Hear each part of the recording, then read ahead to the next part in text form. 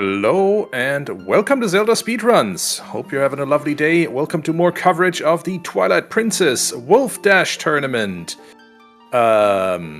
Today we have Doopsie versus Iwabi, the second semifinal of this tournament. First semifinal has been decided yesterday, and we have Nimzo in the winner brackets finals.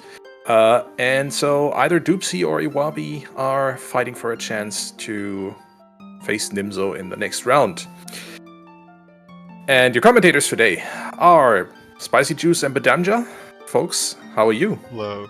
I'm good. Hello, I'm doing insanely good. Thank you very much, Great. Tobias.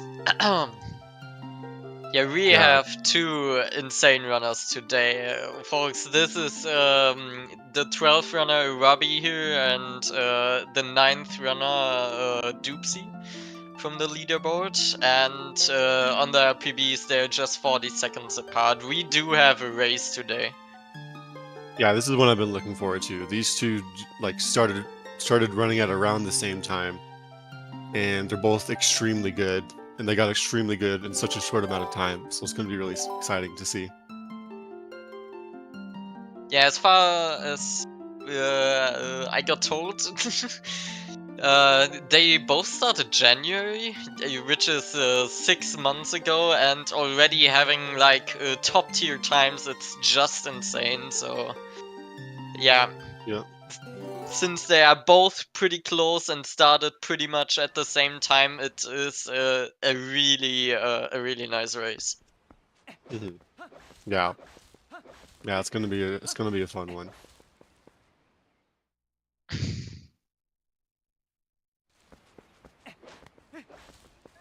Let's see how they do this gate. Yep. It can be pretty much very annoying with all the RNG. Nah, it's not really RNG, but all the tiny little things you need to think of on the gate clip, and you don't really think of it in a run because it's literally at the start of the run and most players just reset. Yeah, it looks like Doopsie getting first try gate clip, and Iwabi falling behind just with a second try. Not bad at all. Yeah, like Spicy was saying, that it's not necessarily RNG, but it's not really very controllable which side of the gate you end up after bonking. So yeah, pretty good so far. And it looks like they both opted for safe bit, which is a very smart play. In regular speedruns, we would usually go for side hop bit, which is a little bit faster way of doing it. But in a race setting, you really don't want to mess up bit because that's like a minute time loss. So going for safe bit is a smart play there. Also, another thing you will be seeing those runners do is rolling, as well, the fastest way of moving around as human Link. And for that they are trying to do frame perfect rolls mostly. And most top runners, if not all, are currently using like a double tap method just to confirm that they get the frame perfect roll. In case they do it too late, they don't lose time because too much time because they still roll. Yeah, and it looks like they tried to space the rolls there so that they rolled when the cutscene started for the Talos sword on the ground. So that they rolled through it just to get a little bit more distance while they had to wait for the cutscene anyways. But yeah, anyways, the glitch we just did on Ordon Bridge is called Back in Time, which we reset the game and voided on the same frame. Put us on the title screen. Then after saving on the dummy file that the title screen uses, we now have the sword and the shield equipped and spawn in Farron and have certain flags set, which will all be pretty useful later on.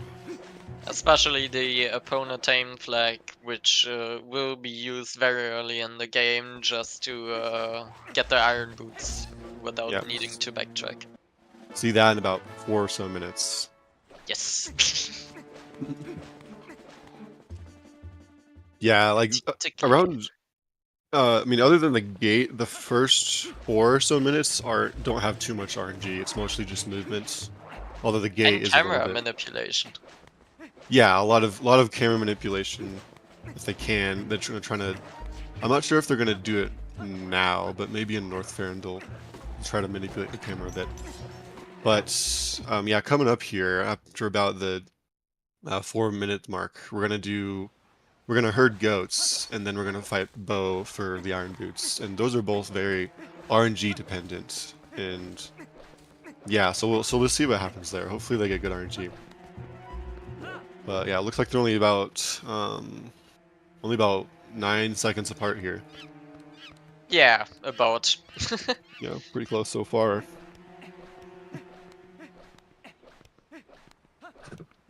Prince, you're not supposed to tell them that I'm also playing. It's supposed to be between us. Alright. Yep, just about like Yeah, 4 seconds 4:10 apart. for Doopsie and 4:15, 4:16 for Robbie. Only like about 5 seconds apart. Hmm. Yeah. Good start to a race. Hmm. Yeah, so the reason we saved Tallow there was so we could advance Ordon into the day 2 state. And with the day 2 state, we can get the Iron Boots. Actually, you can do that on day 1. But we have to advance Tallow in order to spawn the Twilight Wall to enter the sewers and then Fire and Twilight. Yeah, it looks like Doopsie going for right goats here. Looks like it's going to also, and then Iwabi also going for right goats. Nice. Yeah, so for hurting these goats, you can either go to the right or to the left. Oh no. Oh no. Doopsie having some Howard action. Yeah, unfortunately, these goats spawn in the same place every time, but how they react, like how far away they react to, and like how fast they go when they react to, are both RNG. Ooh, So, we also looks having like, some trouble. Oh no. yeah, a little unfortunate goats from both of them, but that's, that's just something that can happen. It's very RNG based, so not too bad. It's like, Wabi's gonna be about 20 seconds behind. I would say less. I think A little bit less. 10 seconds. Okay. Yeah, so now we are getting to Bow. Here you need to show off your mashing skills. The runners here need to have, I think, 13 hearts of mashing. I could be wrong there. Yeah. Heard like 12, yeah, 13 sounds right, something like that. Yeah, and with But- that, they can one cycle Bow without needing to call out too much RNG, I guess. Yeah. So since we have the opponent tamed flag set from Bit, we can fight Bo right away.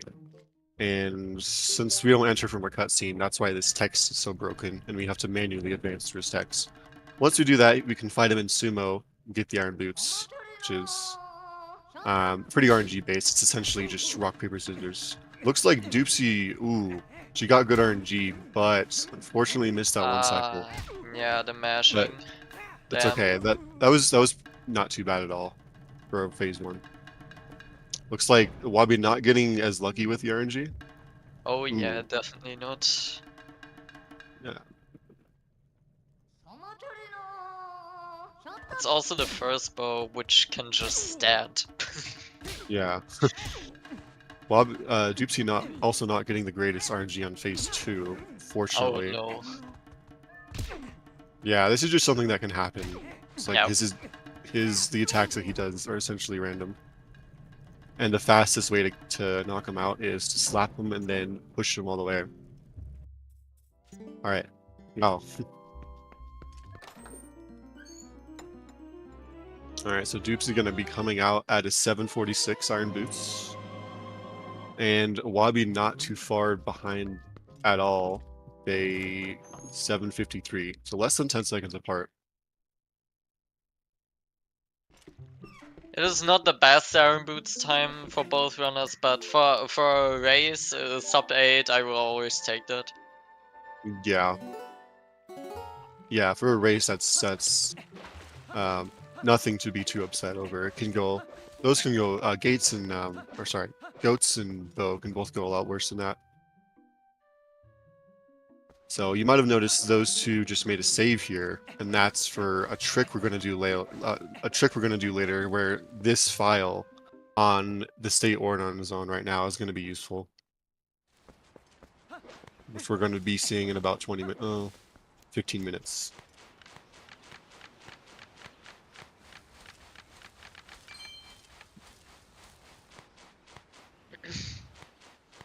Yeah, fun fact, that's the 1 rupee you don't know how to skip. To my knowledge, at least. Oh yeah, the poor Ruby. I still don't know why or how you Yeah, I would know. possibly be able to skip it. Like even if you could stand in there, you would just void out because the game thinks you get crushed. Yeah. The only thing I can think of is a gate clip with a opponent or something, but I've tried it and I couldn't figure it out. But yeah. Anyways, this is our first introduction to movement as Wolf. It's like Doopsie missed boss break, but Iwabi gets it. Iwabi got it. Yeah. This already determined the race. Yep. So Iwabi the won. last few frames of that chain pulling animation, the box becomes vulnerable. Or no, you get released from the chain the last few frames. So if you time a combo, you can break that box before the cutscene ends. It Which is saves nice, and it 4 saves like frames. yeah, it barely saves any time. But you might as well go for it. So yeah, this is where we're gonna get our introduction to dash canceling. So fastest way to move as Wolf in this game is by dashing.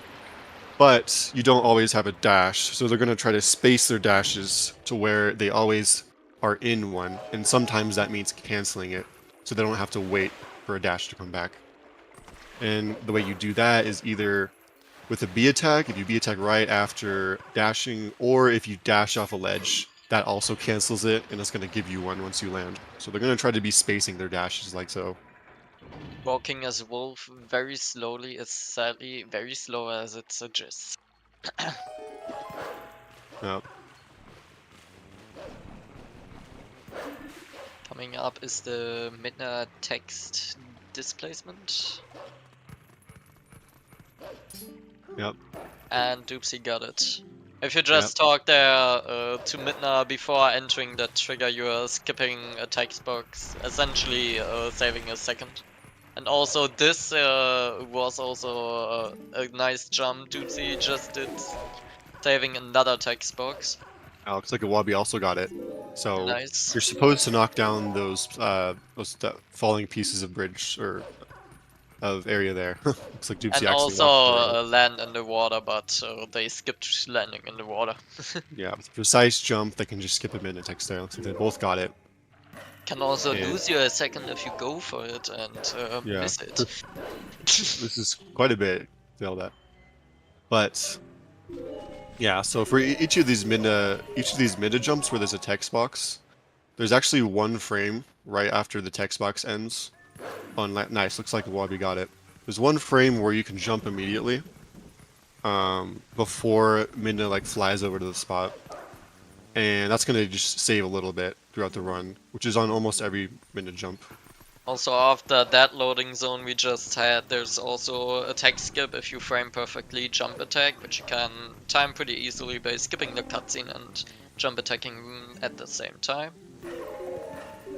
Yeah, a lot of 1 frame time savers or like 1 frame window strats in this section that only save a little bit of time, but they do add up, and that's It gonna be is true. pretty hard to gold this just because of all the little optimization 1 frame inputs you can do. Yeah. Looks like they're just about 10 seconds apart. So yeah, that section was relatively consistent. This one Yeah, for might both not be the of same us. story. Oh, the Hugo. This Yep. is also another kind of RNG section. Yeah, pretty much RNG section. I'm not sure. Does it? Can you consistently manipulate Hugo when he's when he tries to attack you and not and just stands. I mean, not like reliably, as far as I know. I mean, like if you play it well, you'll be able to get Hugo every time, but that's not always realistic. And you know, whether Hugo is attacking or in his idle animation is just not very. It's just not controllable. So sometimes it just takes forever. So we'll see what happens. Oh, one thing to note is it looks like Iwabi is playing on the French version of the game, and Doopsie is playing on the English version. So languages in this game, like in terms of text, okay, let's see if Doopsie gets Sword and Shield skip first, and I'll explain. Nice. Very nice. Oh, looks like Iwabi went too far into the trigger. So what we did there essentially is, even though it looks like we have a Sword and Shield, we don't actually have either of those in our inventory. And if we try to just walk into the trigger, it will tell us to go get those. But if we go to Ordon, Ordon isn't in the right state, so we can't do that. So we have to use this Bulblin named Hugo to do a long jump attack. And to get into that trigger, we essentially jump over the mid to ground trigger and land in an air trigger, which is a little bit past that. So yeah, with targetable actors like enemies, we can make our jump attacks go further, which we'll be seeing a lot more later. Alt LJA, as Yeah. you will probably know when we are coming to getting the boomerang. Yeah, we're gonna be seeing a lot of those. Just about 14 minutes when we get the boomerang. But yeah, as I was saying, so it looks like Iwabi's playing on the French version, and usually, like over a 3-hour run, even in Twilight Princess, the language only saves a few seconds or loses a few seconds to another language. But with French, there is actually a broken dialogue when we talk to Fire to repair the cannon. And it essentially means we don't actually have to have 300 rupees to repair the cannon to get to City in the Sky. So, and that's very useful, because that means we can just avoid all of the rupees if you're playing on the French version. Yeah, Although he it would is kind of barely spare- slower. Just kind of, he would just kind of spare us. He will still take everything we have, but Yeah. Yeah. Yeah, he'll take what we have, but we'll still be able to get there. exactly. That's all that matters for the speedrun. Yep. The French text is sadly abysmally slow, as we will see on Zan text and Ruby text. Yeah, due to it being so slow there is part of the reason why it's not really faster. Especially since the rupees we do get in the run are like pretty not out of the way, like whatsoever, so... Yeah, he's just so inclusive when he's French. Yeah, so... Yeah, we're not actually going to be killing these bugs here. This is a Twilight section where we're supposed to kill all those bugs and get the tears. But we don't actually have to beat Fair and Twilight, so we're just going to be running all the way over here. Yeah, let's just skip it because we can. We love skipping in speedrunning. Yeah, exactly. We're not actually going to fight these shadow beasts yet. Very nice, Getting the EMS. first try. Let's go.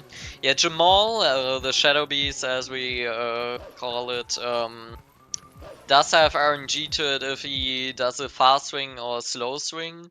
And runners want to have the RNG to have a slow swing so they can perform a super jump to get up to the out of bounds section and get to growth. Yeah, we're doing this so we can get the Master Sword way earlier than we're supposed to.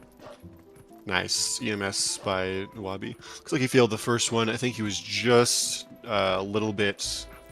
or not far left enough. I think the Shadow Beast wasn't too close to the wall, but I yeah. might be wrong.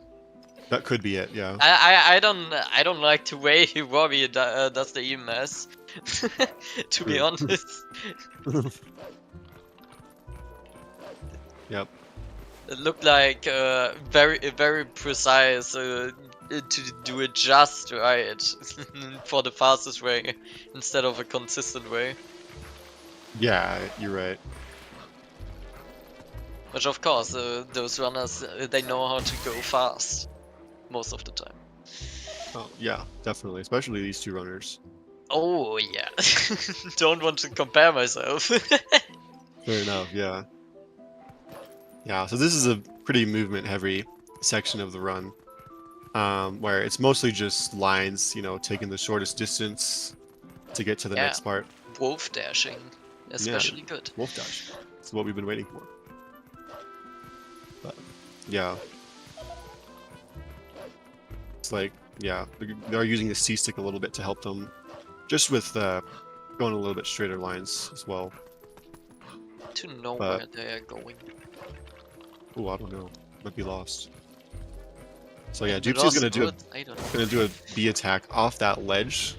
So she's gonna land on the ground after hitting Skull Pit, which is useful because that means you don't have to do it after the cutscene. There's a lot of places in this run where you can move a little bit further during a cutscene, which saves a little Skull bit of can time. just despawned. Oh, oh there Where'd he he is. go? Oh, there he is.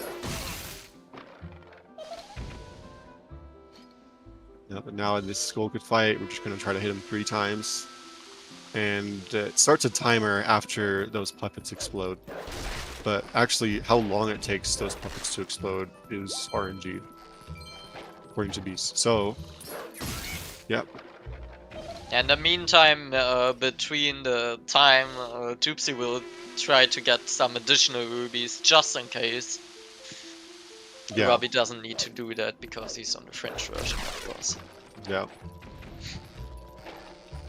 So German is the fastest language, and I do believe Doopsie does own a PAL copy. But I have heard her say that her PAL copy has a little bit worse loads than her English copy, Yeah, and Loads is which would make more of a also... difference. Yeah. Loads is sadly also a big impactful thing on such a long speedrun, because of course there's so many loads in this game. Oh yeah. Yeah. I mean, usually loads don't vary by too much, but even between the same 2 disks, the loads won't always last the exact same amount of time. So yeah, so that definitely will, uh, if she does notice a difference between her English and PAL copy, that will probably make more of a difference than the language.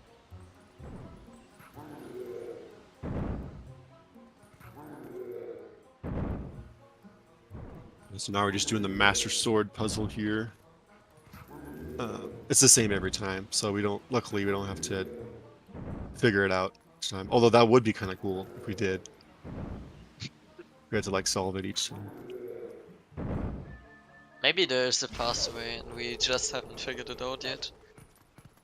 No, people have run simulations on this puzzle to find all the solutions, and the way we do it is tied the fastest with a few.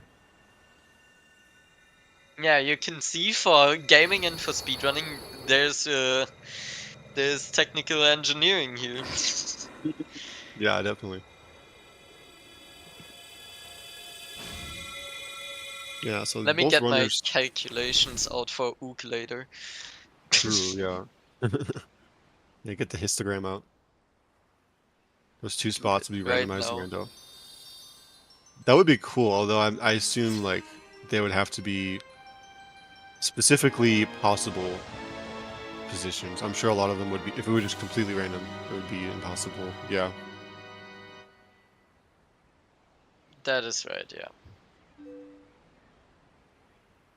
Yep. So, Doopsie coming in at a 21:32 Master Sword. Very good time in a race. And Awabi just a little bit behind the 22:06. 30 seconds behind. So they're basically even at this point because there's so much stuff that can happen. So Oh it's yeah, gonna be interesting. definitely. At first simple, there was like some RNG part. I said Ook is one part, but also Nancy will be interesting how they skip the 2 spiders. Yeah. Oh, interesting. I'd see on Iwabi splits. He actually all of his splits are sub splits, and then he has segment 1, segment 2, segment 3. That's interesting. But Yeah. So now that we have the Hopefully Master for Sword, practice. yeah, probably. So now that we have the Master Sword, it's very useful. Not only does it do twice the damage as the Ordon Sword, but it also allows us to warp wherever and transform wherever we want. It's going to be pretty useful in a lot of different places. Right off the bat, we're going to be warping back to Farron and then just going straight to Forestone. We want to collect the boomerang, the most broken item of this game. Ooh. Except on Wii, where it's just okay. Sad for all rerunners. Yeah, sad. Yeah, so like with Hugo, what we were doing there was a long jump attack, where a targetable or an object that locks the camera was at a certain position relative to Link, and using that doing a jump attack, we can have very high speeds when doing a jump attack.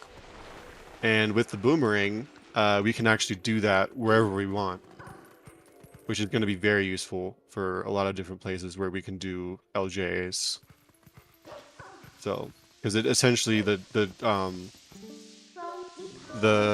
targets that you make with the boomerang also lock the camera, which is just allows us to have like a portable way of doing those LJs. So yeah, it's like pretty good miss by Doopsie.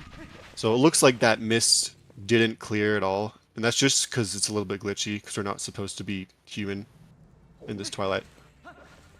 But the miss is clearing. This looks weird. You are not supposed to be faster than intended. Mm-hmm.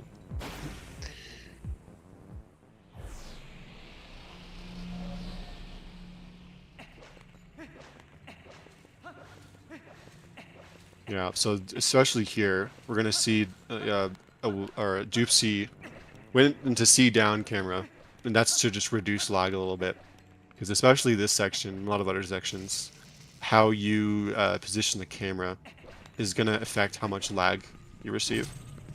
Which of course, it only saves a little bit of time, but it does add up. So you might as well. So, anyways, right away we're gonna be going over to this corner, and then we're going to be saving our file in Forest Temple, and we're going to do back in time, because there is a little bit of part of the wall that's missing, which means there's a void we can get to. So again, we're resetting and voiding on the same frame, which puts us back on the title screen. But now we're actually going to select the file that we used, that we did after finding Bo. And this At is the same time as we voided out. yeah. Yeah, and that's useful because that file has the right properties for us to spawn in the King Bolin fight, which is kind of confusing, but once we spawn the King Bolin fight, we skip the cuts, we reset the console and skip the cutscene right away. And when you start the King Bolin fight regularly, there's a field in the game called the boss flag, and that gets set to a really high number and decreases every second or so, or it decreases pretty Very quickly. fast. Yeah, more than a second. So we reset right away once we have a high boss flag value, and that boss flag value is going to be useful for a number of reasons, especially in Forest Temple, where the number of monkeys we have on the monkey chain bridge is it uses that boss flag value. So once we go outside, you're going to see that we actually have all 4 monkeys. The value is actually much higher than 4, but unfortunately the game doesn't show us having 45 monkeys. So Doopsie had pretty good spiders. She got both of the Deku nuts on the spiders to kill them. I don't know, that it can happen that this doesn't hit, and then it would be pretty awful because then you would rely on RNG most of the time to skip the spiders onto a wolf attack, which is insanely slow. Yeah, it takes a while. You can skip the second. Technically, you can skip both, but that's not reasonable at all. But It's not really reliable. yeah, But sometimes, you know, we have a name for that spider called Nancy. We like to name enemies in this game. Where you can skip her if you get good RNG. Looks like they both opted to kill Nancy. Ooh. Doopsie not getting the best RNG. That's an 8 jump. Yeah. Yeah, so we need to According kill to the Ook here. histogram, it's a 3% chance. Of course, Oh, only wow. with the math, but yeah, that isn't really corresponding to the real RNG values, but that's just the rough math Yeah. behind it. Yeah, so the number of times Ook jumps, of course, RNG. Looks like they both didn't get amazing RNG. I can see how many hops Iwabi got, but it was Iwabi more than got 2. only 3. Oh, never mind. That was pretty good. Yeah, that is insanely good. Yeah, 25% chance. the best Ook you can hope for is a 2 hop, so 3 is pretty good. 29-25 boomerang by Doopsie. Very good in a race. Yeah, sub 30 is always pretty good. Yeah, I think the fastest boomerang I've ever seen is like 28-35 or something like that. In a Something race around there. or in general? No, just in general. In general, okay. Yeah, so 29, especially with all the RNG in the beginning of the game, is very good time in a race. Yeah, Wabi not too far behind with the 29.54.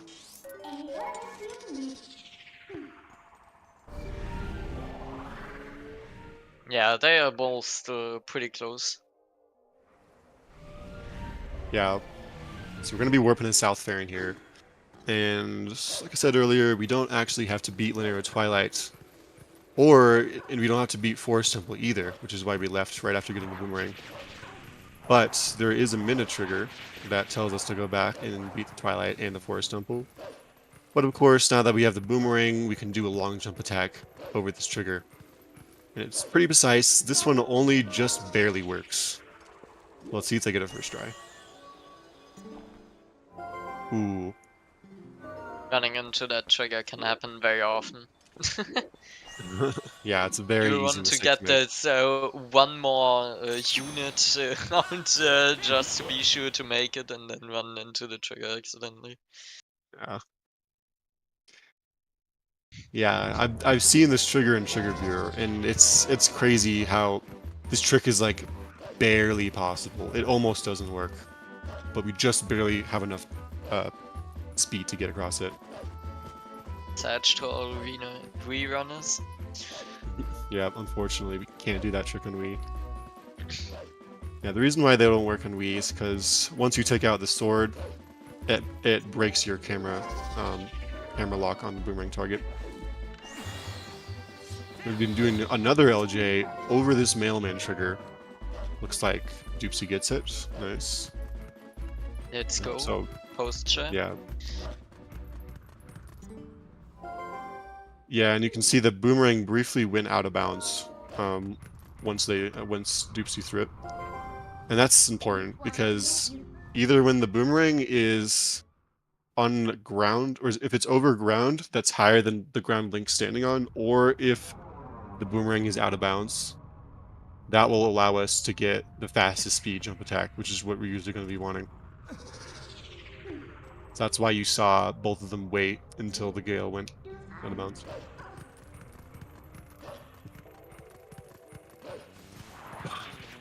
So yeah, coming up here, we have a 1-frame trick.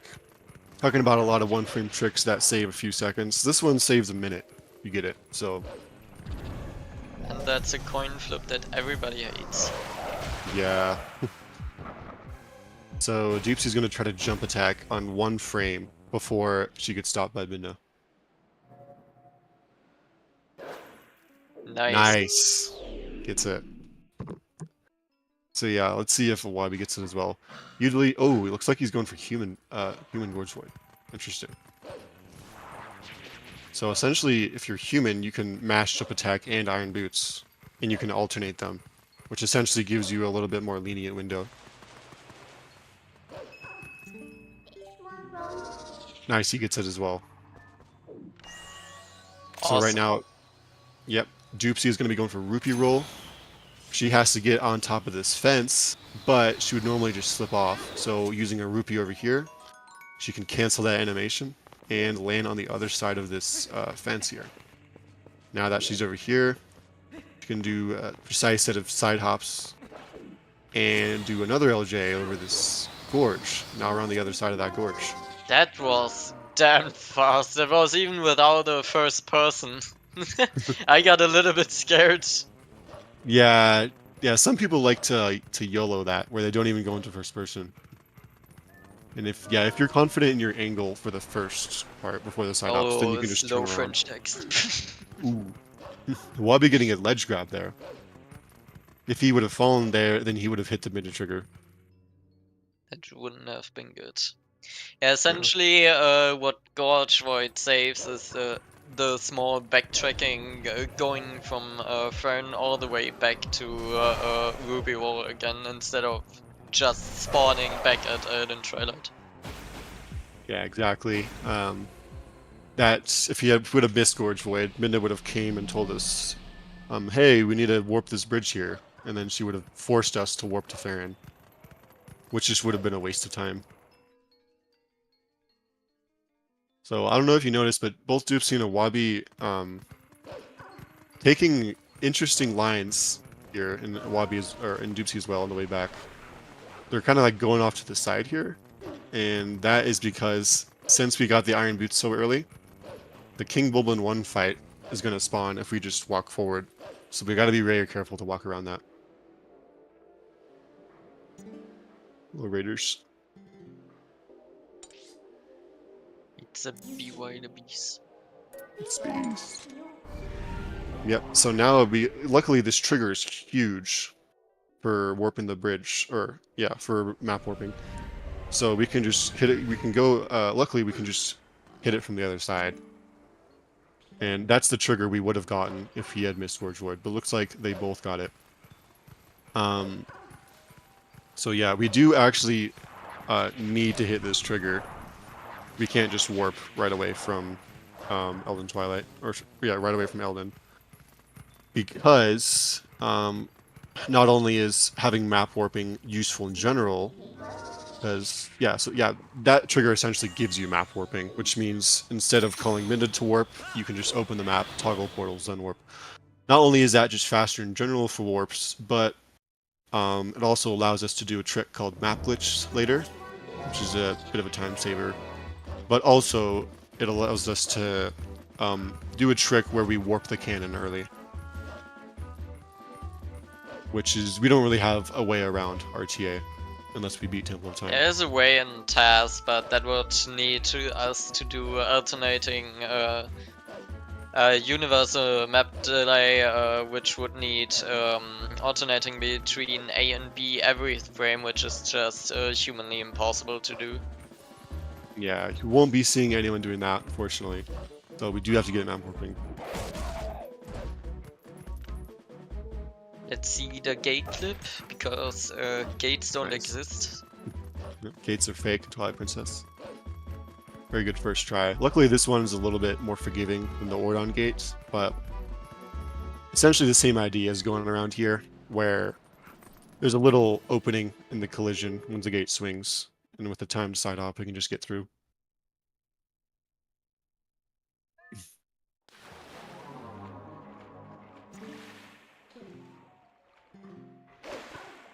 Alright, I wonder if Doopsie's going to go for Card Johnny here.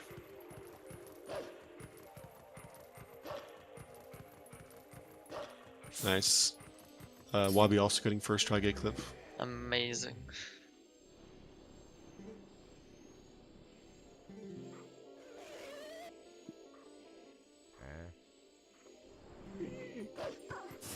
Yep. And you might notice it looked really green in the sky. And the reason that is because that's what the other side of the Twilight wall looks like. But we didn't load this area properly, which is why it wasn't in Twilight initially. Just green screen inside a game. Mm-hmm. Ooh, looks like Doopsie's gonna go for card running. Alright. Scary. That looks fine. Yep. Yep. Nice. So we need to kill this Boblin. Normally we fight the Kargarok and then we kill the Boblin. But if he hits the water, he dies immediately. So we can just lure him into the water and then drown him. It's very risky though, because if you get grabbed while the Boblin is dying, then the game crashes because it doesn't know how to handle playing those two cutscenes at the same time. Looks like Wabi's also going for it. Did he get it? Nice, yeah. Okay, Nice. good. Yeah.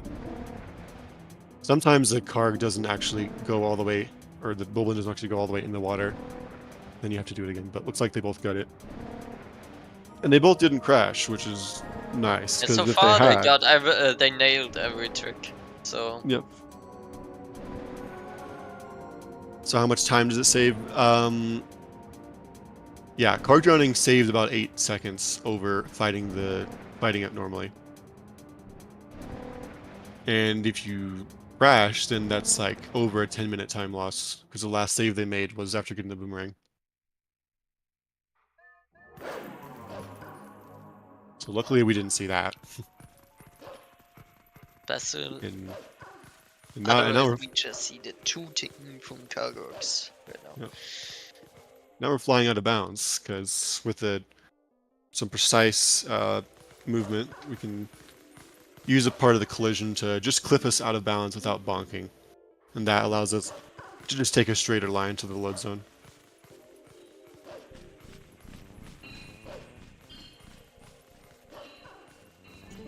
I'm on Doopsie's screen. This is the one mid jump in the game where there's no one framer after a text box. Why that's the only one, we have no idea.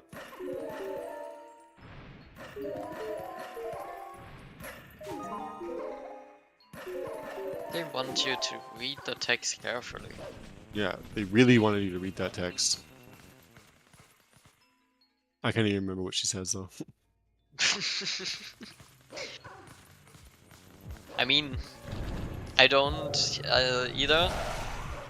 Maybe we can see it on the Wabi screen. Yeah. Oh no, wait, he's on French. I can read French. Oh man. Did I read baguette in that, or was that? I don't even know how to Nah, I pronounce don't. that. Probably not baguette. Probably not. Maybe. That'd be funny. Just the one word I know from French. Yeah. Yeah, the reason we're going here instead of going back to Eldin is because we need the Zora's Domain portal, which is what this whole detour was for. Now that we have that, we can go directly back to Kakariko and start Eldin Twilight. So let's see how Doopsie does it, and as well as the Wabi. This is a pretty popular section of the run among speedrunners because like it's a lot of really cool wolf movement throughout the segment. And I've heard some people describe it as kind of like a dungeon, but as wolf.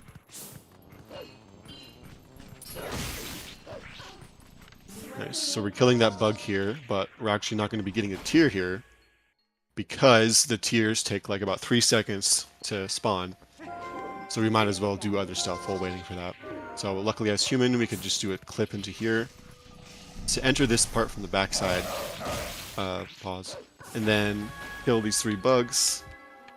And luckily there's a way to consistently manipulate them so we attack them in a specific order without having them scurry away. Very nice basement bugs by Doopsie. Oh yeah, absolutely. So killing 2 at the same time. Yep. Yeah. The upcoming Mellowmouth bug is also pretty interesting, because we can also manipulate that bug consistently. If we are just hitting a wall and then target the bug, it will just come down to us. Yeah. Yeah, Normally the tier would spawn all the way up there, and that just saves going back all the way up there. Seems like Iwabi also got nice basement bugs. Nice, yeah. But yeah, these runners still not too far apart, just a little bit over 30 seconds apart. So yeah, now we have the in movement, which is probably the hardest part out of any Twilight.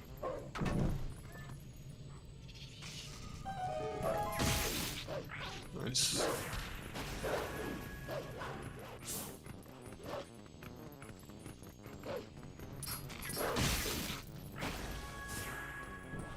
Oh, looks like a nice. Yeah, looks like Doopsie's not going for the yellow there. There is a yellow rupee that some runners opt to get.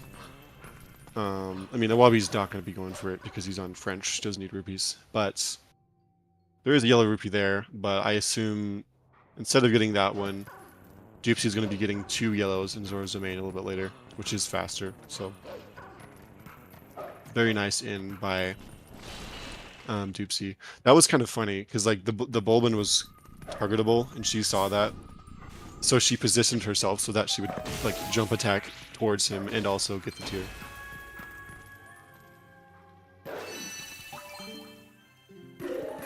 Oh, nice. getting the frame perfect jump. Again, one demonstration of TP, the 1 frame game. Yeah. Yeah, for some reason that 1 framer is like pretty hard for me. All same. I mean, the one in Fair Mist is also pretty hard for some reason. I have no idea. Just Yeah. a preference thing of something. Yeah, like that's the thing. Like some 1 framers like feel harder than other ones, even though they're not actually harder, as far as I know. Okay, bomb post skip. Not one of the easiest tricks. You can fuck up so many things here, but looks like Doopsie is getting it. Very nice. Yep. So if we kill this bug before it enters his house, those tiers just spawn right away. Because I guess that house being in that state is dependent on whether that bug is dead. Which is nice. So, you know, normally we just wait for that bug to go in the house, then we go inside and we blow it up. But if we kill it before it gets to that point, you don't have to do any of that, which saves like 40 seconds. But it is a little bit of a precise jump to avoid an air trigger.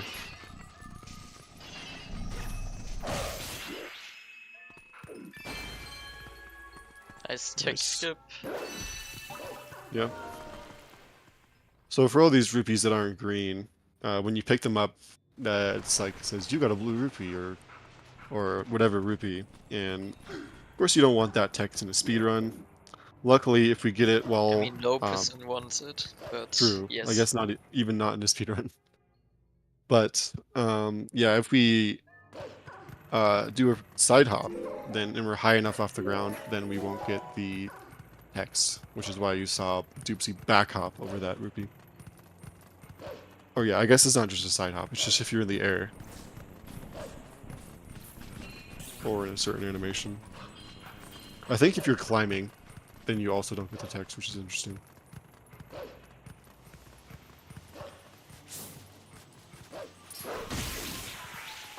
Yeah, pretty good Elden Twilights by both players so far. It's like, well, we got a pretty good bomb house skip and watchtower bug. I think they are like 30 seconds apart. Yeah, something like that. Something. That seems about right, I think. We'll see once they beat Elden Twilight. But yeah, so after beating these shadow beasts, ooh. Oh, that one doesn't want to fight. Yeah, sometimes that one is just blind and it just doesn't notice you. Depends But- on if it is facing away from you, I think. Yeah. So that was a little bit unfortunate because Doopsie wants to make a steam cycle here, so she did lose. Yeah, she lost a little bit of time there, but she did make the cycle though. So we're on a cycle where we're waiting for that one geyser you just saw to stop blowing. And Doopsie made the cycle, but like optimally, you're like waiting for it to. What? I've never seen that midnight charge miss. I think that happens if you're too close. Although that could have been another reason. Okay, not bad, honestly. That can get a lot worse. So yeah, we have a certain name for that bug that we can't say on stream. But so sometimes that happens. And it's a nightmare. Sometimes that happens. Yep, so looks like Doopsie got a 652 all in Twilight. It's very good.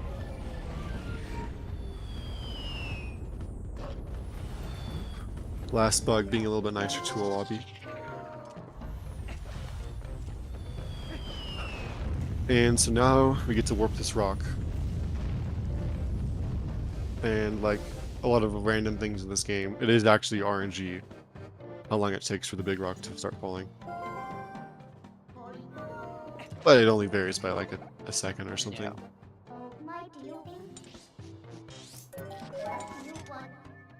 So yeah, the whole point of doing Elden Twilight at all was so we could warp this rock. If we didn't have to warp this rock, then we would just go straight to Linear Twilight. I'm not because exactly sure on that because of City in the Sky Cannon, but I thought they warped, like I thought like doesn't like 80 warp it in Twilight or something like that? I can't remember. You could be right about that. yeah, I'm absolutely not sure. Yeah. I just know that absolutely this stupid Zeus the main rock, of course. Death Mountain rock to Zeus the Yeah, main. this is definitely required, but yeah. Yeah, so now that we broke the ice in Zora's Domain, you can just start Linear Twilight right away. So normally you would, or I guess a while ago, you would have seen them do Pillar Clip, which is a precise trick to go into Lake Bed. But both of these people are going to be doing the empty Lake Hylia route, which is about 18 seconds faster than the Pillar Clip route. And it's just different and it's interesting. So I think it's a cool route. So we're just gonna do Linear Twilight first before going to Lake Bed. Does really depend just if you do want to do Pillar Clip more or empty Lake Area, of course, but also the 18-second saved is still nice. Yeah. Yeah, for the vast majority of people, it doesn't matter like which one you do in terms of the time save. It's just one you prefer more. Exactly. But at the level these two players are at, it actually like does start to matter a little bit.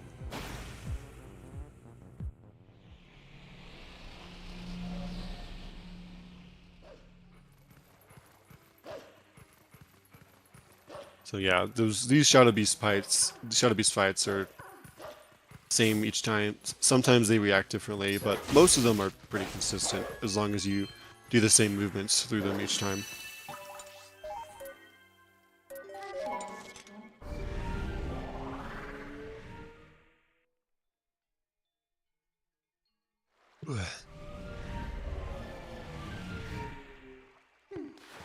Most of the bugs here, we can, just like in Elden Twilight, we can manipulate them to do what we want. So we're going to stand by this Zora, excuse me. Zoro. Yeah. Yeah, stand by this Zora, then charge and wait a little bit, and then go over to that bug. And it always puts that bug in a nice spot. Coming up is Waterfall Side Hop, where there's a 3-frame window where you can get a side hop here. Nice. She gets it. Yeah, luckily there's some pretty good cues for that. But it is very easy to fail. You know, that just skips having to climb out of the water. The reason they went under the bridge at all like that is because there's a Rutella cutscene where the deceased Zora Queen comes out and talks to you in spirit form, and it takes like 30 seconds to a minute. I can't remember exactly how long. I do not remember. Yeah, but we don't want to hit that trigger, so it's faster to go around it. Lily pad bugs could be worse, so... Yeah, so you're having some trouble climbing that lily pad. Sometimes when you get the corner like that, that happens. Nice wonderful side hop from Robbie. Nice. Yeah, so like we said, most of the bugs in the Twilights we can manipulate them pretty reliably, but certain airborne ones like the lily pad bugs, we can't reliably manipulate them at all, and it's essentially RNG how fast this part of the Twilight goes. Ooh, nice, very fast lily pad bugs by Wabi. I think Doopsie had You don't see that often. yeah. Doopsie didn't get quite as lucky, but it still wasn't too bad.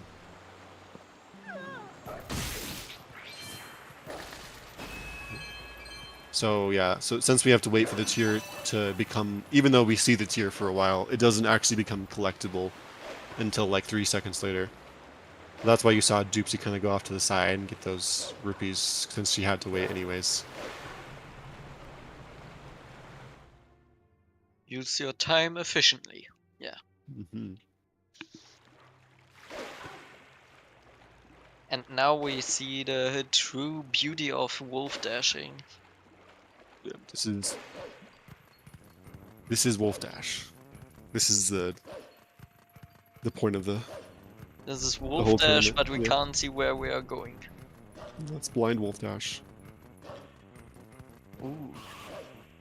Imagine blindfolded wolf dash. That would be crazy. That would be crazy. Maybe Ukyo will pull that off. Oh, I'm sure. Yeah. This is the Wolfdash. Exactly. This is true. This was truly our Wolfdash. But all right, yeah. So yeah, we just have to. This is pretty much just like dashing in a straight line because we got to get to Castle Town for one bug, but also to get this Castle Town portal because it's going to be useful once we go back to Hyrule Castle at the end of the game. Just silly to me that Nintendo just put one singular bug there for They really no wanted. absolute reason, just to come back to Castle Town. Yeah, I know. I mean, it does seem silly, but like I kind of understand. Like they wanted the Twilight to be like in a tutorial section where like force you to explore the areas. So I guess they really want you to explore Hyrule Field and Castle Town. But they could have put more bugs like along the way. I don't know why there's only just Yeah, one over here.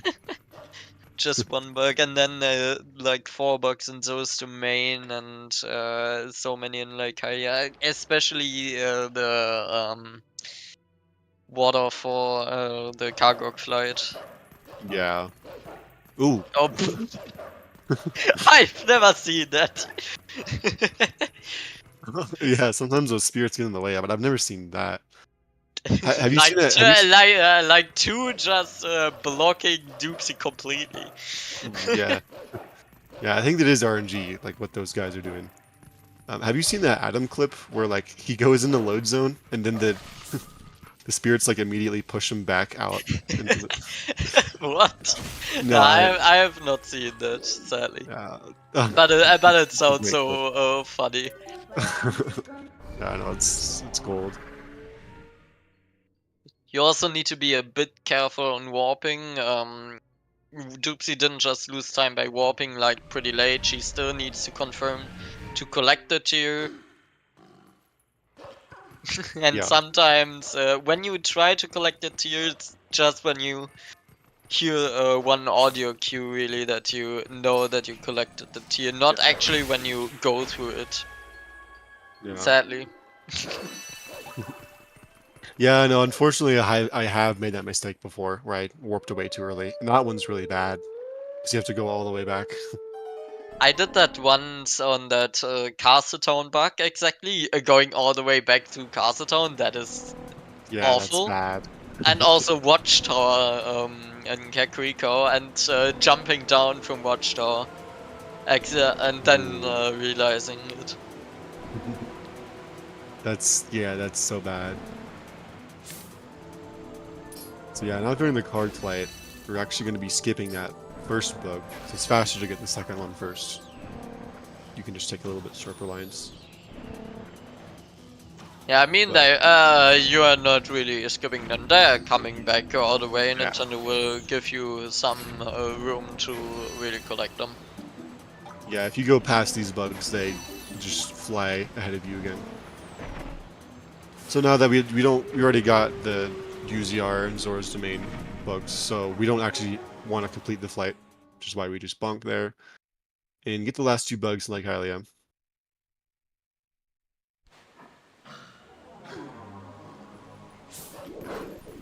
Ooh.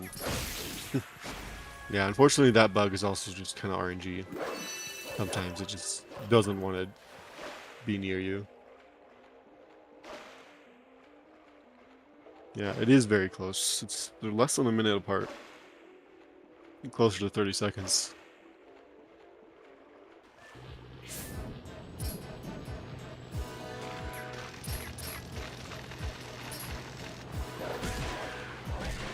So yeah, for this boss bug, it's only going to decide to attack when it's on camera. So we're going to manipulate it to attack when it's on a good spot for us to do a certain sequence. In the backflip a few times, hit him and then hit him again. And usually he goes, after you hit him once, he does another attack, and then we can hit him another time. But if with a well-timed second attack, we can actually hit him immediately, and that skips that whole animation. Let's see if Doopsie gets the second time as well. We also need to be a bit careful on that, not doing it too early. That's what Doopsie tried here, because the boss bug was really low to the platform. If we are trying to attack the boss bug while we are pretty low to the platform, the game thinks we are already on ground again, and then we'll just cancel attack, sadly. Yeah, like how many frames you have to get that attack cancel is variable depending on how low the boss bug is on the platform.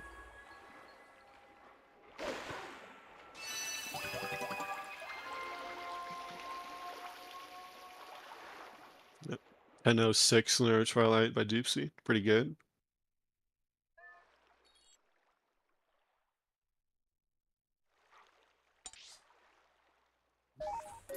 Right after that, Iwabi immediately also getting. Looks like he's gonna sub 10 this one.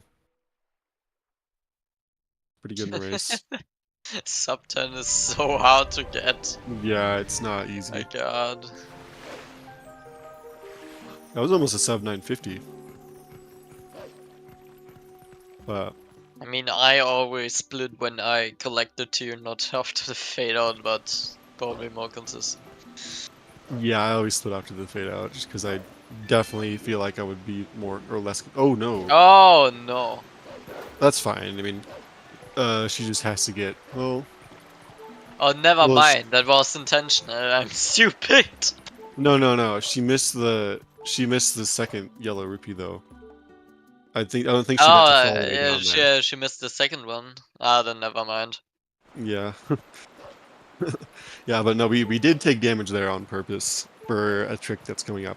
But I think, yeah, let's see if. Yeah, and Wabi doesn't need to get the rupees, so we can just jump down.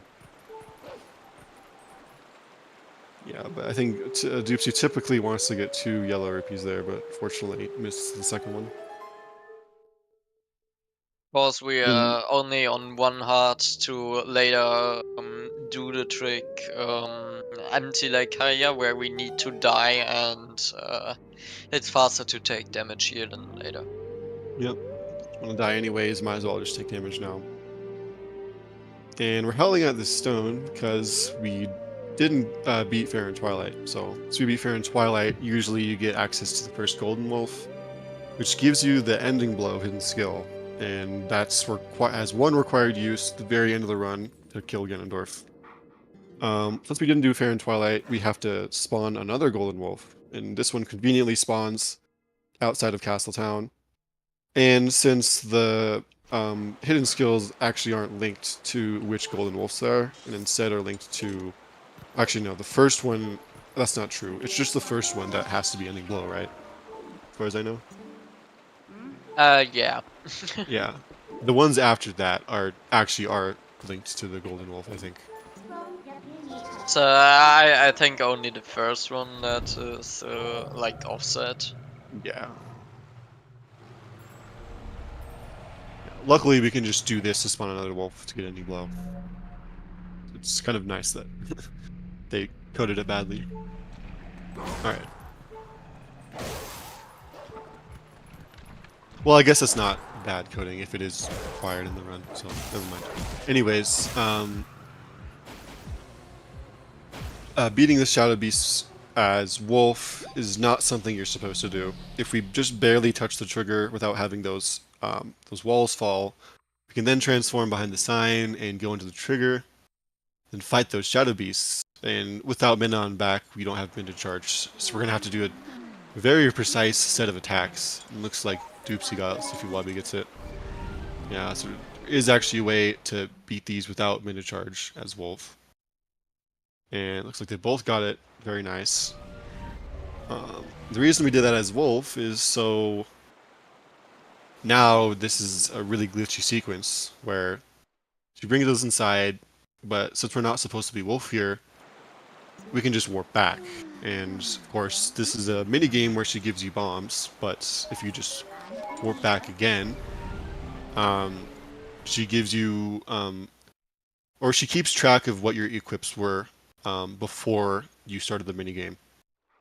So she gives you another bomb bag here, and I lost my train of thought. You pick up where I left off, Spicy. Yeah, she now gives you a permanent bomb bag, basically. So if we were to die or to save it, then we would actually have a filled bomb bag, and this black ruby we just saw in the item wheel would also disappear. Yeah. Oh, looks like Doopsie accidentally got a heart there, which is not what she wanted because she wants to die. And now okay. she needs to void out one more time. Yeah.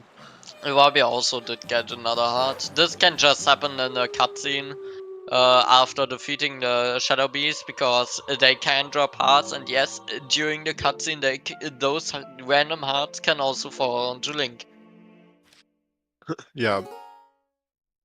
So if we die during this minigame, then we respawn with the layer that the plum minigame was in Lake Hylia. And for some reason, this layer has the lake completely empty, which lets us do a bomb boost to get into here early.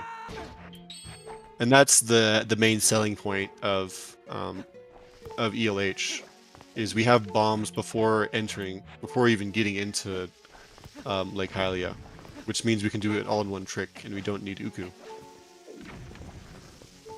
Nice for us that Plum drinks all the water. Nice, very nice bomb That boost. was very nice and very fast. Very fast. Yeah. Luckily, there's a pretty good setup to get into here. But it's not free or anything. It's still relatively challenging.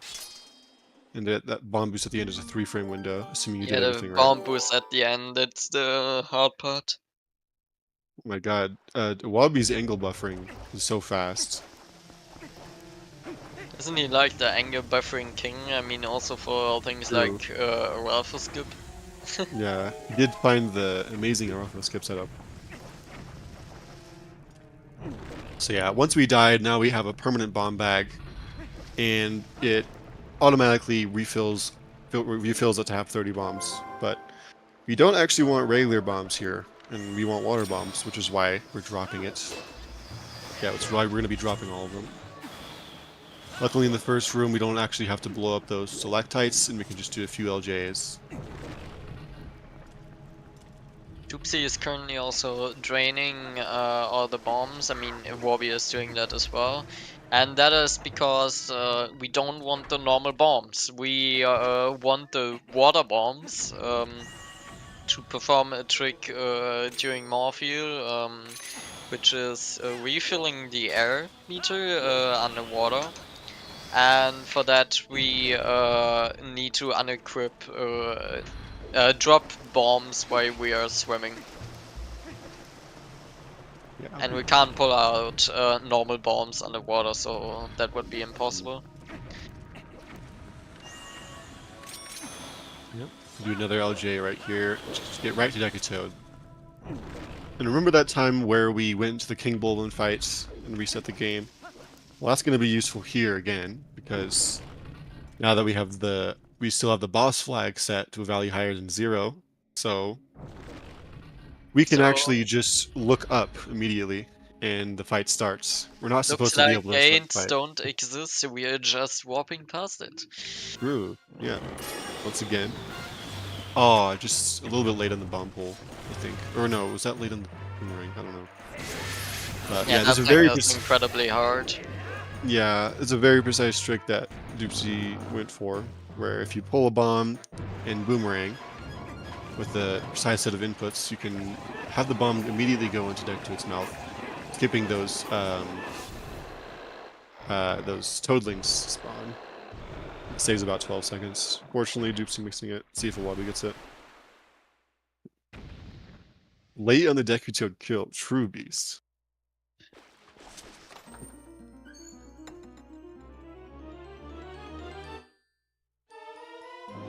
It looks like Iwabi gets it. Very nice. And now with the precise set of double slashes, we can kill, since we have the Master Sword, we can kill Decatoad in 1 cycle. It's a nice perk about having the Master Sword early. It's the damage, of course.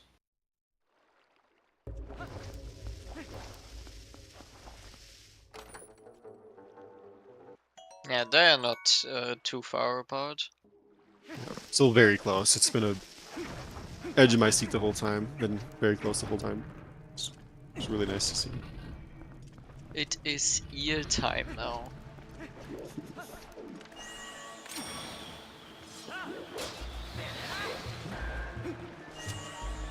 Yep, so it is actually faster to backtrack after a Decatoad if we want to get to the main room, but since those water bombs are very not out of the way at all, it's a little bit faster to save warp here. Which is why they're doing that. Then they're just going to go back to the main room. And we don't actually need to get the boss key here. Because this is the one dungeon where the actual load for the boss arena isn't tied to a door. So we can completely avoid getting the boss key and just immediately go into the load zone by clipping in here. The precise setup. Nice. Very good. That was very fast. Oh Okay. yeah. Yeah, so we don't have the Zora armor, and we're gonna have to figure out a way to fight more fuel without drowning. Ooh, looks like I don't know what happened there. I think Iwabi He was was too to the far right. to the right and then didn't clip onto the stairs still. So Fortunate. just clip through. Yeah, that can happen very easily. Doopsie So had yeah, a rough time with Morphle lately. I hope this one doesn't go into the Morphle grave. Okay. Yeah, that was kind of a sketchy phase 1, but it looks like she's chilling. So yeah, she pulled a water bomb here with having the iron boots equipped, and then right as she was pulling it, she put an item over her iron boots to unequip them. And now we have a glitch where we're swimming with water bombs. So now that we're swimming with water bombs, once we let go, the frame that we let go, the game assumes that you're in a state above the water and refills your air immediately. So using that swimming with water bombs air refill trick, we can essentially have infinite air, but managing that while also fighting more fuel is not an easy task. Yeah, in fact, she didn't get the one That bomb RNG. was okay. Is she going for one bomb? No. I would hope not. Yeah. Ah, Yeah, okay. more fuel like went to the side there, fortunately giving bad RNG.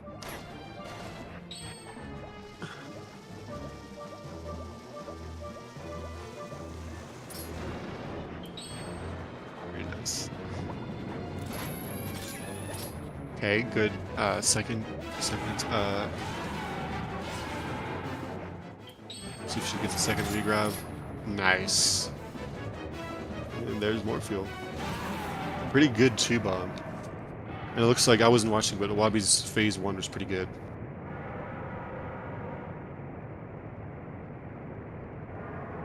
Yeah, Wabi also not getting the greatest RNG at the start of phase 2. So I don't think we'll be seeing him go for one bomb.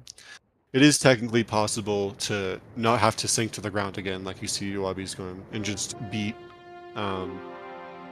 Morpheal using that one bomb at the start. We call it one bomb. But we have to get right. What? Whoa, what the? I just thought Marvy didn't react. I just carried like with the. Yeah, that whatever. was weird. I was like, okay, my Morpheal's gonna stop to suck now, but she just like kept going forward. It's kind of funny. Just gonna rambling. Yeah. Pretty good shoe bomb by Wabi as well. So they're still very close between the two runners. And also, this cutscene is RNG. How long it takes. I wasn't paying attention if they got a fast or slow cutscene, but it can vary by about 5 seconds. Morpheus, the real RNG here. Yep. A lot of RNG in this fight. And it's very I easy don't to know if drown. Morpheus has the most RNG involved, but Like out of the bosses? Or I meant just in general in terms of like this like any like percent speedrun. um But I think so, probably, yeah. probably. I mean, I besides don't know if Hugo probably can be Bo. worse, but in terms of time loss and or even run loss, this is like probably the worst. I would say Bo is probably worse, but it's definitely up there. I mean, at least Bo is like right at the start. Yeah, absolutely. That is pretty nice. Yep. Now our Midna is broken, so we have to get a new one.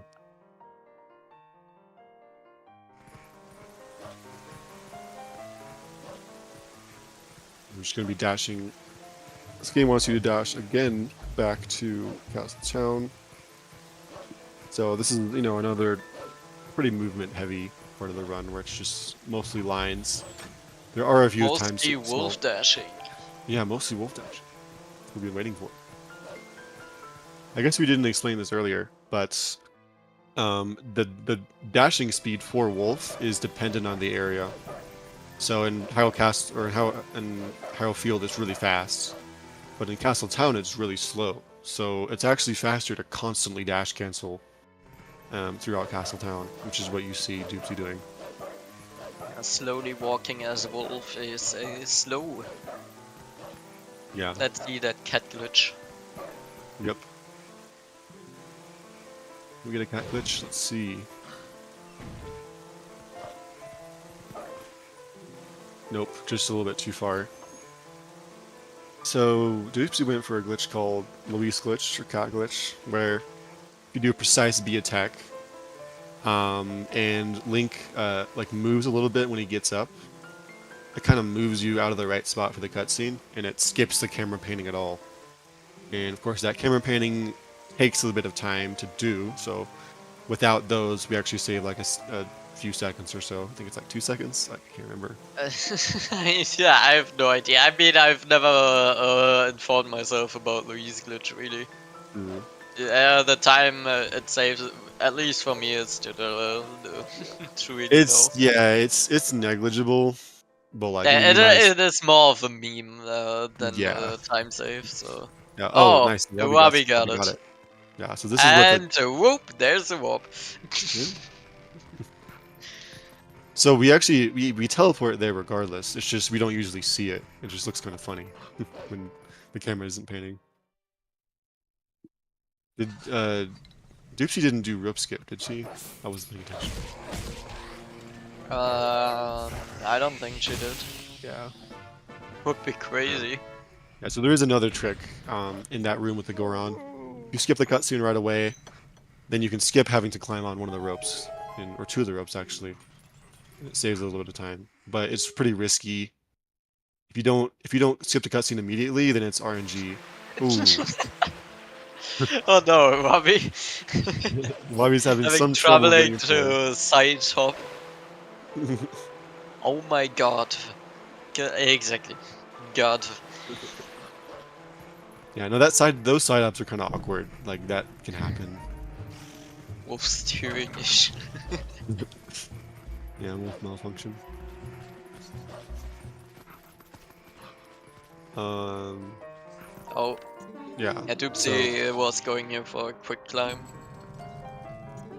Yeah. So if you rub up against certain walls while climbing, then you can get pushed up while climbing, and that saves a little bit of time because you don't have to wait for the whole animation. Which is why you saw her like kind of rub up against that wall on the right.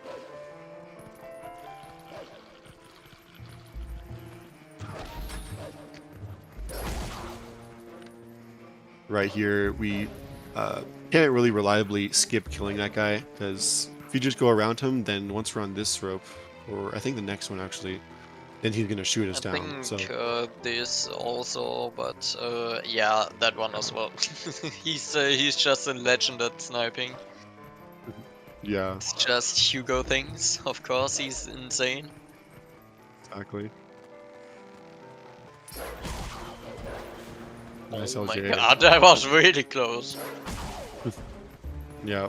Yeah, so we're climbing these ropes here, and we might as well just do a jump attack, just to save a little bit of time, to skip the rest of the rope walking animation. Now we are currently on a cycle on a little, depending on if we are pretty fast or not, we can make a bridge cycle. And otherwise we would need to wait a little bit, which would lose us unnecessary time. The timing to get there is still pretty precise, as you can see. Yeah, looks But like Doopsie managed. got it with flying colors. Did very fast rooftops movement. Definitely, yeah.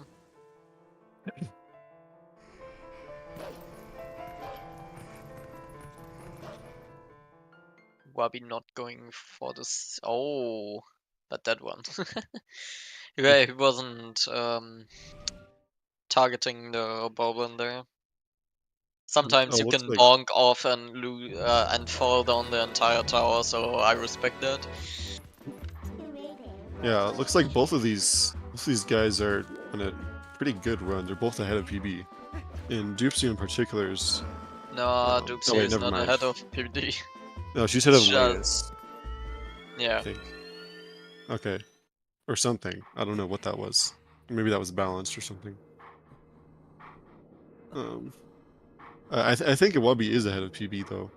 Yeah, And Wabi is ahead. Doopsie is like less than 10 seconds behind PB or something. So these two are both on pretty good runs. So we might be seeing PBs here.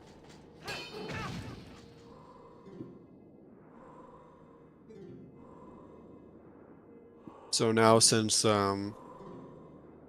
this golden wolf is here, since we spawned it with the Upper Zora's River Howling Stone, we might as well just get ending blow now, since we're here anyways. It's very important that we got it now and not during Midna's Desperate Hour. Because if we did that, then that would be a big time loss. And I unfortunately have made that mistake before. Because you've also made that mistake? That's funny. Yeah, I mean, I didn't really know about this. I was just, oh wait, the wolf is just on the way. Why don't I get it right now? Why don't speedrunners do this? I do it, and then, oh shit, I spawn right here, and I can't warp away. Time to get back to the NH spot without warping. I just walking. And that's like an 8-minute time loss or something. It's bad. Yeah, so but the I reason think why I lost 8 minutes on that on the run. yeah.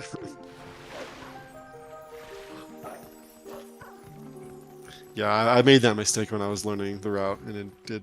I learned the hard way why speedrunners don't get it on the way there. Speedrunning for the first time is always a great experience. True, yeah. This time we're jumping down from Zora's domain, but we actually don't want to take damage, which is good. Looks like Doopsie avoided it. And now we're supposed getting the coup de grace. Yep.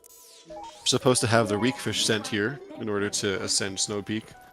but since we didn't do Arbiter's Grounds or Raise the Mirror, we can't actually do that, and also it's just slow in general. So Would need to get the core earring. I don't want to do that. yeah, oh, you can't even do that since you can't get the fishing rod now. So never mind. Wait, can you? I don't know. Anyways, No, you can't get the fishing rod if you are on a back in time. yeah, that's what I was thinking. Yeah, there's a so if you don't have the Reekfish scent here, there's a kind of a void plane that voids you out around here, or there's multiple actually. They're like big boxes. But since we just did a trick called Map Glitch there, which is a useful perk of map warping, where we called Midna and opened the map and warped away on the same exact frame, and that essentially interrupted the warp sequence. And the warp sequence includes disabling loading zones, or certain loading zones. It disables loading zones that are only boxes and not interactable actors. Yeah, so like... The howling zone is still active and digging holes. yeah, so if we just went into that dig spot and dug, we would soft lock. Because, of course, the load zone is disabled. But luckily, it's not disabled for this howling zone, so we can just reload the area using it, and then come back. And now map glitch is disabled, and we can continue on our way.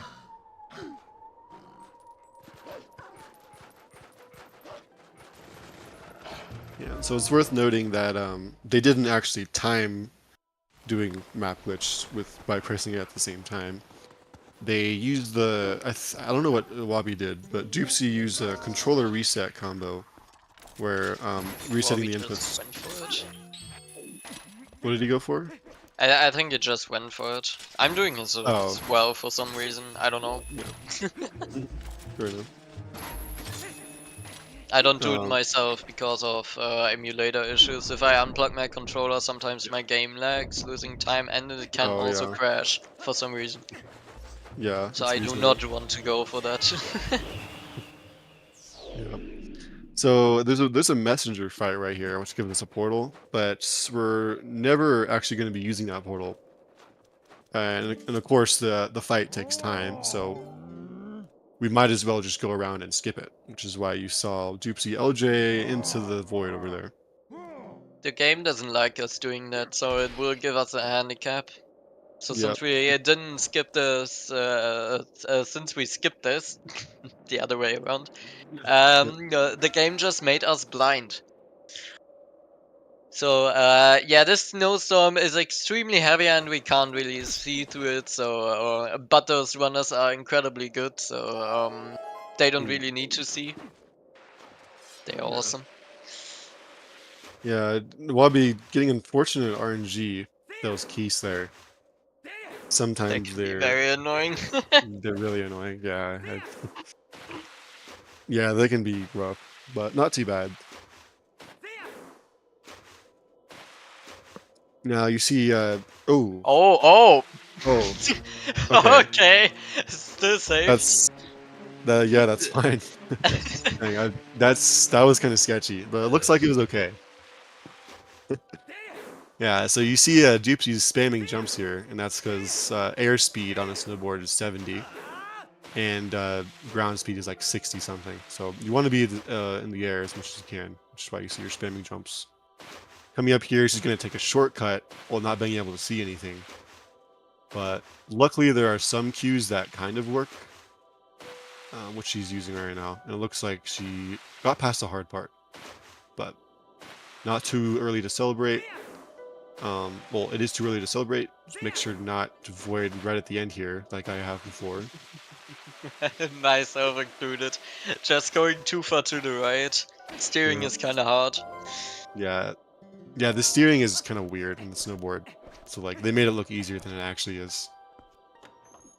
Not really comparable to either minigame. Canoe. Yes. Okay, so now we are in Snow Peak. Of course, the only reason we are here is getting the ball and chain to stun Zan's foot in the Zelda phase. So yeah, we are doing a bunch of cool things like clipping through the ceiling or also clipping through this floor. And then we are doing a trick called LFC, ladder freezer skip. And with that we can just go up this ladder without the freezer really stopping us from doing so and attacking us if we do it just right. Yep. Yeah, so if we do a frame perfect drop, the freezer will decide to do a regular attack instead of an infinite attack.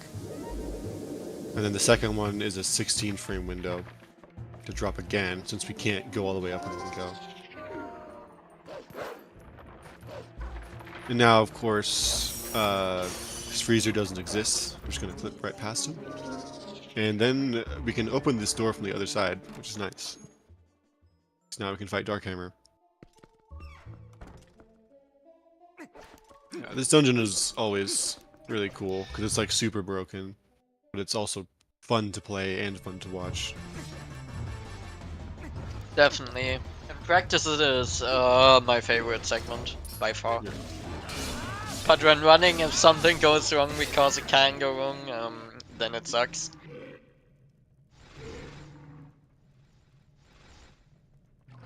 Definitely.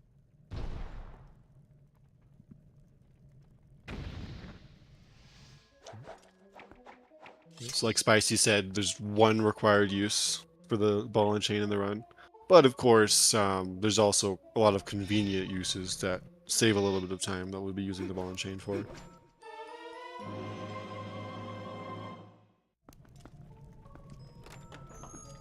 You will see yeah. one difference here, since Doopie is still, Doopie, of course, Doopsie, still needs to collect rubies. She's gonna get the 100 rubies here, right after Darkhammer, and also, the 100 ruby behind the armor, at the lobby of Snow Peak Ruins. Those rubies are not, some that Iwabi will collect. Yep.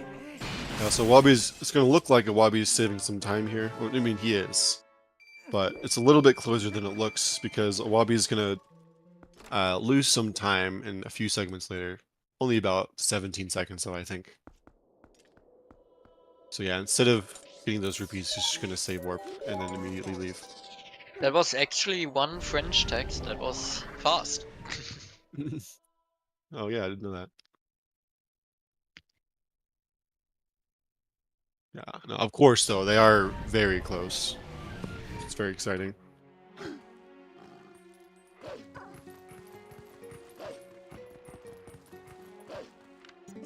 Yeah. And as you can see, it looks like every time they transform, they're going into C up first. And they're doing that specifically as Wolf when Minda is on their back. And that's to skip a camera panning animation. And I think at most it could save about 8 frames. A small little thing that adds up over time that you just might as well So do. not only the camera panning, I think you can also just press A faster Oh, and yeah, you're interact with right. the menu faster instead Yeah, of doing it actually, without. yeah, you're right. It's not. It doesn't have to, the camera does pan, but that doesn't actually cost time. It's how fast you can interact with the menu. You're right. Who's ahead? Currently Doopsie is ahead by like 30, 20 seconds. Yeah, about 30 seconds, I think. Maybe a little bit more because of the intercity. It's gonna be faster. Yeah, this ladder is sadly very huge and long. But they're both extremely close. Yeah, no, this ladder is like comically tall for some reason. And climbing is pretty slow in this game. Thankfully they changed it in HD. Yep.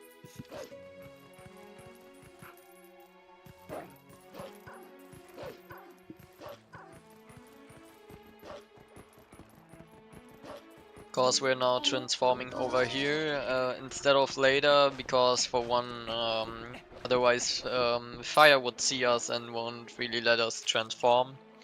And second one is to skip this little plum text, because if we're a wolf there and go into the plum Yep. cutscene, that will lose us time. we had failed the plum cutscene skip during ELH, then that wouldn't matter, I think. But wait, actually, I'm not sure if that's true. I can't remember. All right. Well, maybe I'm I wrong don't know about if that. there is a different transformation spot actually. Yeah, It you might be do. that going just left of fire and I don't know transforming if there. that's faster, but it could be. But yeah, it doesn't matter. So they transform right there. I think that's the fastest spot to transform, anyways. But Yeah. also the plum cutscene is there. And now we are having another sequence of wolf dashing. Yeah, Truly a Wolfdash. beauty.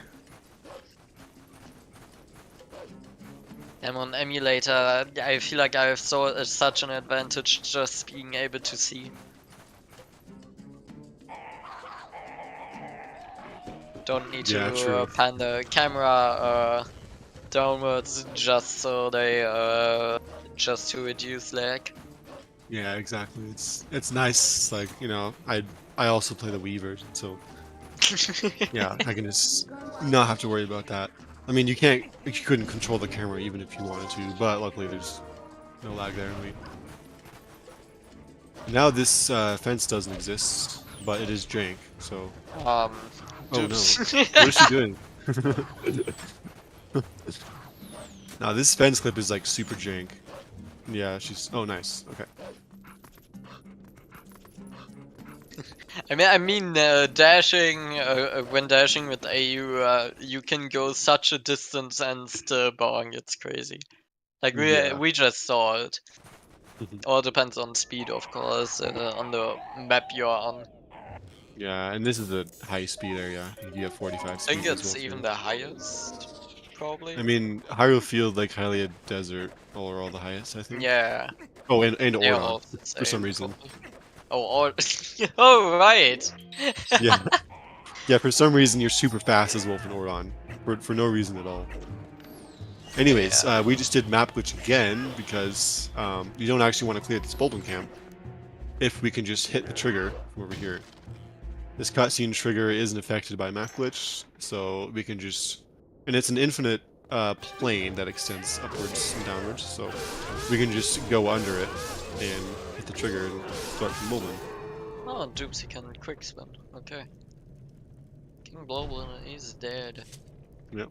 Very nice one cycle. Yo Raiders from Zelda Speedruns. This We are is a currently close one. watching the two runners of the winners bracket in Wolfdash. I think it's 1-2 final round and winners bracket, and it's between Iwabi and Doopsie. One of our top runners of this game. Two of our top runners. What did I say? One. Yeah, they're in the same cutscene, so very close. Yeah, for such a long game. It's awesome. So we are having a pretty good race right now. Yeah, Doopsie almost having a slippery fence there, but hopefully getting through.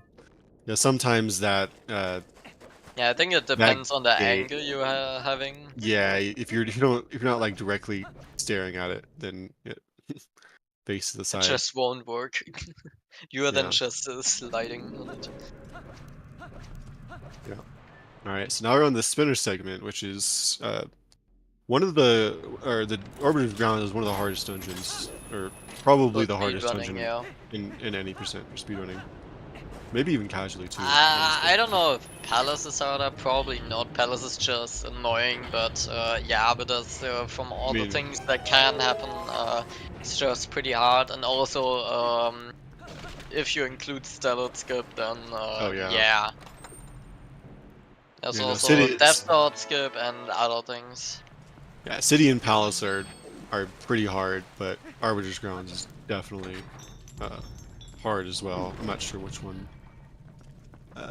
It's a consensus is which one's harder, but in my personal opinion, a lot of people find it annoying, but I think Arbiter's is a really fun dungeon. I still need to practice late game.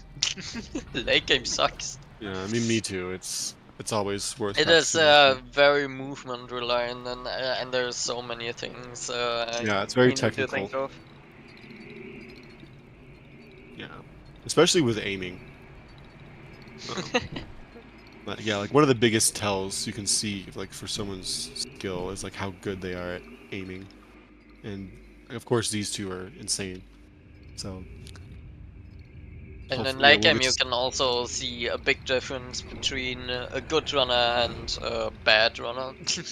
I would say, Yeah, relatively new runners they struggle so much in Arbiter's grounds. So yeah. me included personally. So I'm very excited for this segment. So we're actually not gonna be fighting that Poe. Instead, ooh, bad, really bad Molder. Okay, yeah, with the precise LGA, we can go over there as human and then clip on that little pillar on the ground and just get past into this next room. And the reason for that, that's a trick called Poe 1 skip. So we need to beat those Poes to get through that door. But the game actually only checks for the last 3 and not the first one for some reason. So we can just ignore him, and then since we're ignoring him, it's might as well get the 4th Poe right now, as I believe it's faster. I mean, actually, I think you have to. It's not even faster. You have to do it like this if you don't fight the first Poe, as far as I know. I'm not actually sure about that. But anyways, we're gonna be going directly to this 4th Poe right here. I don't know much about the manipulation here, but there's some way to manipulate this Poe to hit it early before it attacks. Yeah, we can use different attacks based on so it's RNG which of these poses gets highlighted, or which of the poses is the real one. It's like the left one, which is side hop, right? Nice. So there's different movement you can do to consistently manipulate those to immediately go into the fast revolving animation. It's like she got it. Yeah. Normally those they do like a slow revolving thing for a few seconds and then a fast revolving thing, but we can manipulate that to avoid it.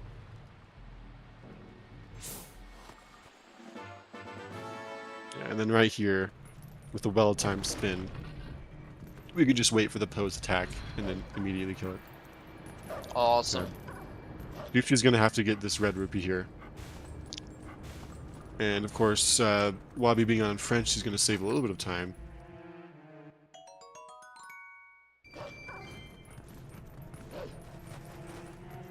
I think if Doopsie would have gotten that yellow, she might have been able to skip that if she got some greens.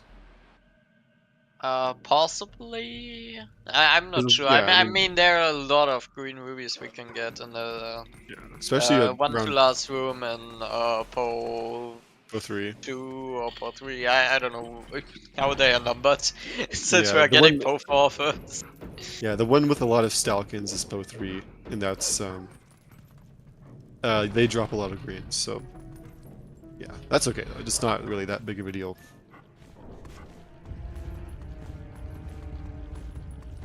So yeah, if we skip that cutscene immediately after pulling the chain, we can just walk right where the stairs fall and immediately go down.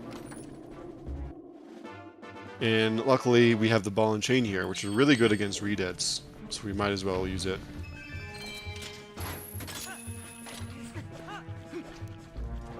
Now they're in the same room, over an hour and a half in, which is That's just crazy. yeah, not very common that you get to see that, especially on runners so good. We are definitely in the race. Damn. Ooh, that was interesting. So for this Poe, you wanna spin those 2 bubbles so they don't attack you while you're waiting for the Poe to become vulnerable again. But it looks like one of the spins missed one of them. Oh, oh yeah, Wabi's no, he's just behind. Okay, I thought Wabi overtook Doopsie, but he's just like 10 seconds behind. Yeah. Anyways, it looks like this. Okay. Good speed rat. Oh Nice. my god, that's... That was like, I always kill this red. This is so precise to do. This is so hard. yeah. Oh, is the Wabi also? Oh my Oh my god. god. Those are both really fast speed rats. Like sometimes the rat attacks a little bit slower than that. It doesn't save just quite as much time. But if those rats hit them even like a little bit faster, then they wouldn't have been able to push that. So those are both really fast speed rats. Yeah, essentially what that This is was insane. yeah, you have to pull that rotary, you have to push that rotary switch. But I mean, if you get attacked during it, it cancels the animation, which lets you run to the door while the switch is turning.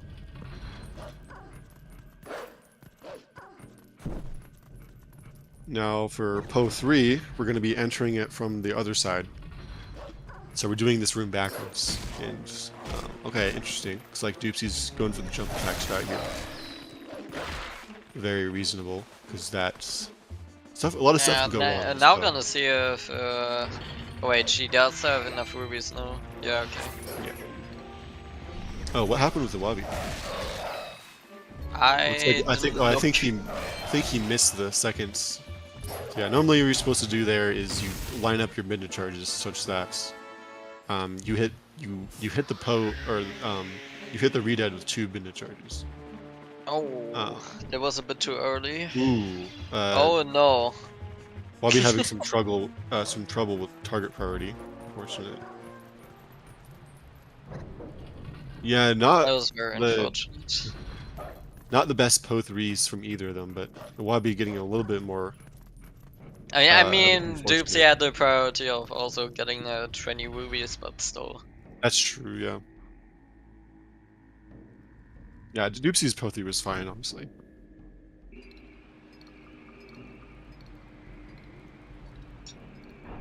But yeah. Not too bad. It can go a lot worse. I have died there before. It's not. That is a great demonstration of why late game is hard. This is True. like now we are getting to the insanely insane parts. Yeah. Oh, nice. Doopsie got the immediate B attack. That was fast, yeah. Yeah. So Nice this one. boss key is you can just clip through that pillar. It's pretty easy, honestly. You can just clip through there. Don't yeah, and worry. and then we can do this room backwards. Let's see if we get some human movement. Nice. Oh, you yeah. already saw it?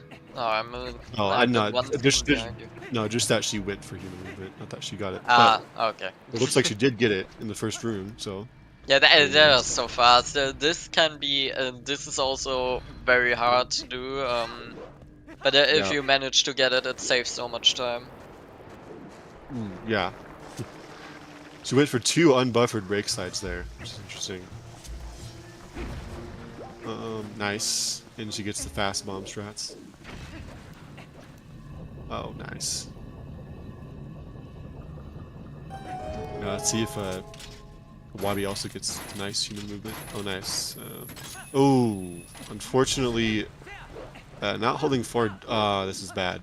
Oh wait, Yeah, I thought he that's could bad. save that, since if you B attack you can still like gain some air to be a bit above sand, but since he landed immediately after that he still didn't get Yeah. it. Yeah, Wabi has to watch his health here as well. A little bit Half sketchy. heart. Should be fine, but just don't get hit by those spikes. I think they'll do half a heart. Yeah, he's playing that safe here. Very smart. And we'll probably be seeing Doopsie go for Death Sword skip. Yeah. So, just like with early Master Sword, we can do a super jump off this off Death Sword, and we can just skip having to fight him at all. It's pretty precise. So let's see if she gets it. This looks good. Oh, too late. Just late, yeah. So the Wabi might be saving a little bit of time here if he gets it first try. See if so Doopsie's gonna go for it again. So he's in the That's stuck position. Luckily there's a backup. Although the backup is a little bit harder, I think the frame window is slightly smaller.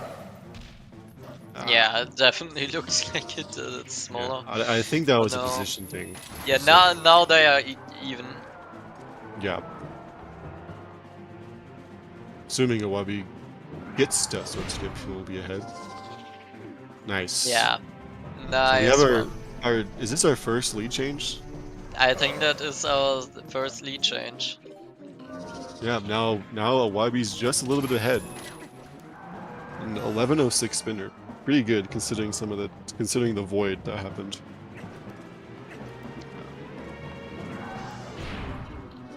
Yeah. Doopsie Very unfortunately having unfortunate. not the best time with Death Sword right now. That's early, I think. Yeah.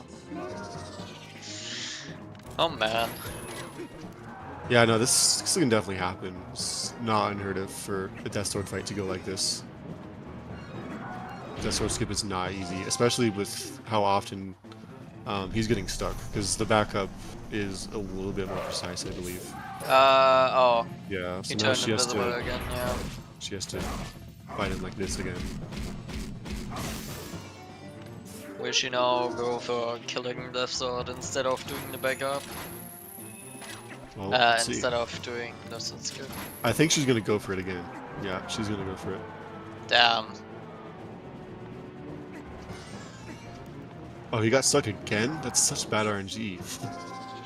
Fuck, man.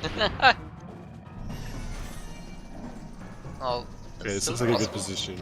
It's late. Yeah. That is a really rough time. It's unfortunate, but you know, this kind of thing can happen. It's not too uncommon. Okay. Finally didn't get stuck.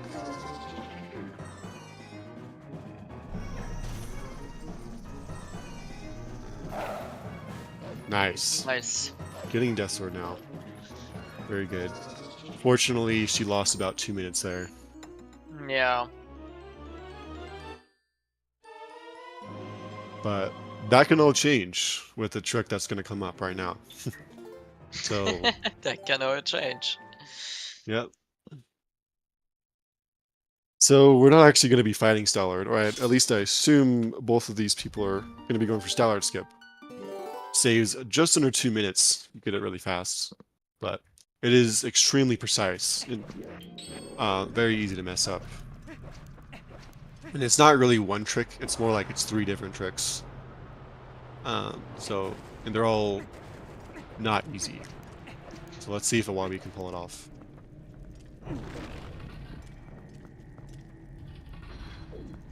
If not, that might be another breakpoint where Doopsie can catch up back again. True.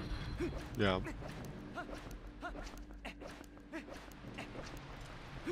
Alright, so we're going to be doing a precise setup here to get our angle just right and our position just right, so we can do a trick called claw shot actor displacement, where an extremely precise L slide and position angle, we can actually bring the Style Troop to us and get him in the corner. That looks pretty good.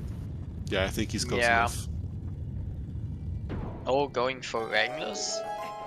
No, he can clip in without ring. Is he gonna go for ring or something? No, he has to ring here. Ah, okay.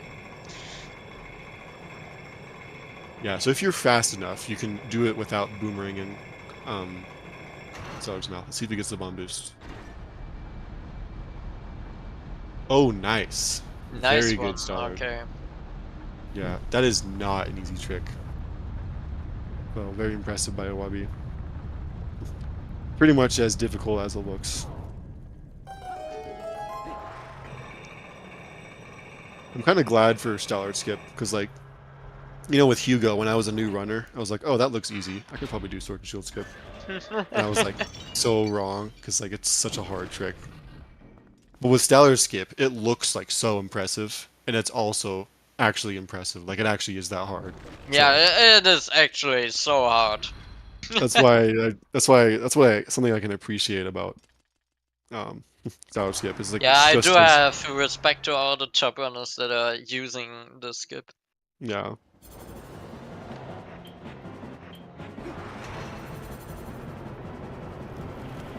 see if Doopsie can also get it first try.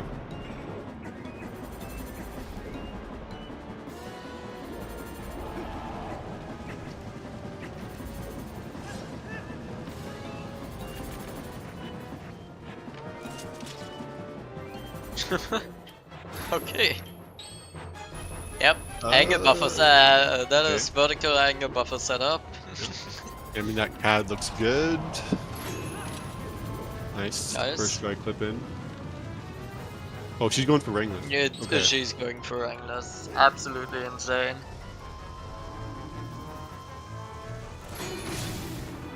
Nice. Oh my god, wants to get all the time save at this point, okay. Oh, she golded that. Sick. Nice. That is really sick. Well deserved. Yeah. Like we were saying, if you go fast enough, well, the Stellar breathes like poison, or is it fire? I don't know. He breathes something. Something. Malice. Yeah, yeah, Malice from Breath of the Wild.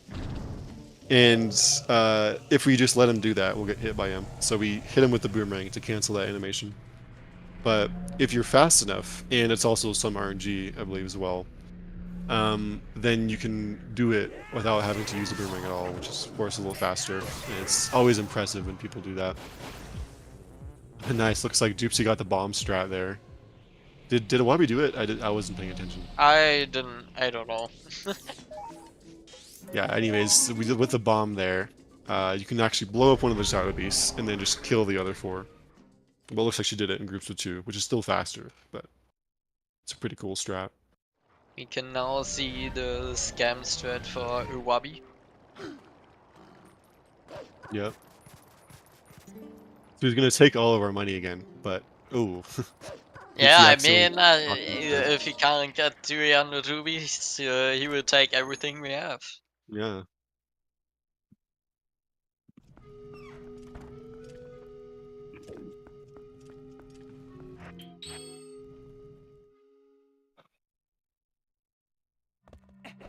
I mean, you have to give it to him. He's working on that cannon for so long. Even though we only see it like in a few seconds of cutscene. Yeah. And now we see the reason why we need map warping also on Doopsie's screen. She just opened the map manually. Otherwise we can't do the normal Midna warp because Midna is already on the cannon and we can't call Midna while she is hovering above the cannon. Yeah, so that little clip past that statue, that totem statue, was the biggest sequence break in the run. Even bigger than EMS. I think it saves like over an hour or something, I've heard. I think an hour and 50 minutes. Yeah, that's a very large sequence break. EMS saves, I think, 20 minutes. So not even really comparable. Yeah, so that's by far the biggest sequence break in the game. Otherwise, we'd have to beat Temple of Time and do a really long side quest before going to City in the Sky. But with that just little tiny clip, we can skip all of that and immediately warp the cannon. Because, yeah. Luckily with map warping, we don't have to do anything special, and we can just open up the map and warp away. Which, like Spicy was saying, which is one of the required reasons, or the required uses of it.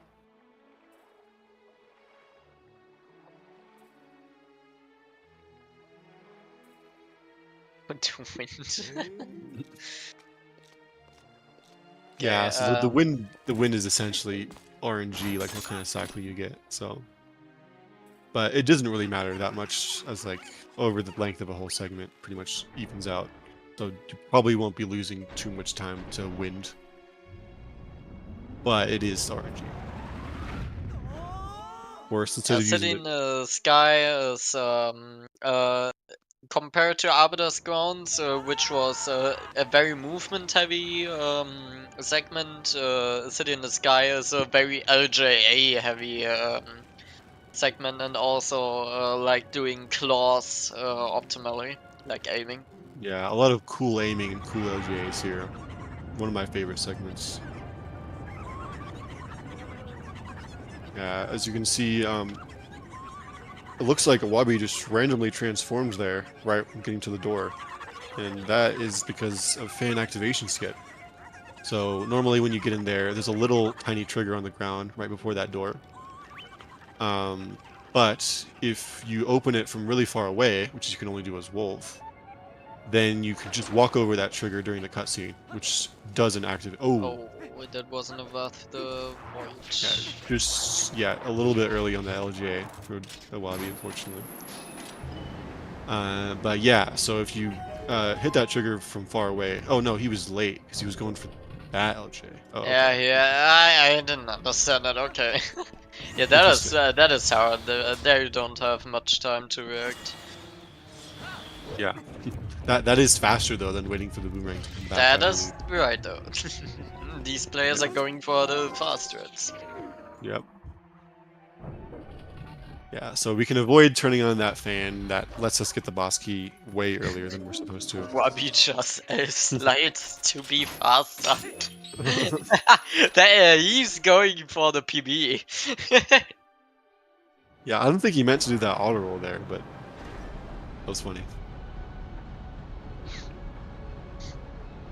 Yeah, so now coming up is Argorak cutscene skip. So normally, once you cross this bridge, then you see the dragon Argorak come out, and he destroys this whole bridge. It's a really long cutscene, and it changed our spawn point, which we don't want. But luckily, with the precise jump, we can just avoid that whole trigger and just be on our way. Very nice. Wabi. Yeah, even with that little bit of a lead change after Death Sword skip, still a very close race. A lot can still happen. I would say it's more consistent now that we're past more fuel in Stallard. Oh yeah, it's definitely more consistent. There's not Yeah. too much that can happen anymore, but there are still things that can happen. Yeah, Definitely. it's certainly not over by any means. They're still pretty close.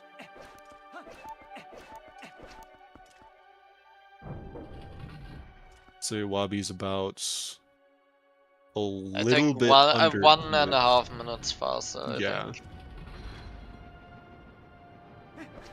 Yeah. And you don't actually have to spin that socket the whole time for the bridge to come out. There's about a second or so at the end of the animation where it doesn't matter if you're actually in the spinner or not. So you might as well just get some extra distance and do a roll. Save a little bit.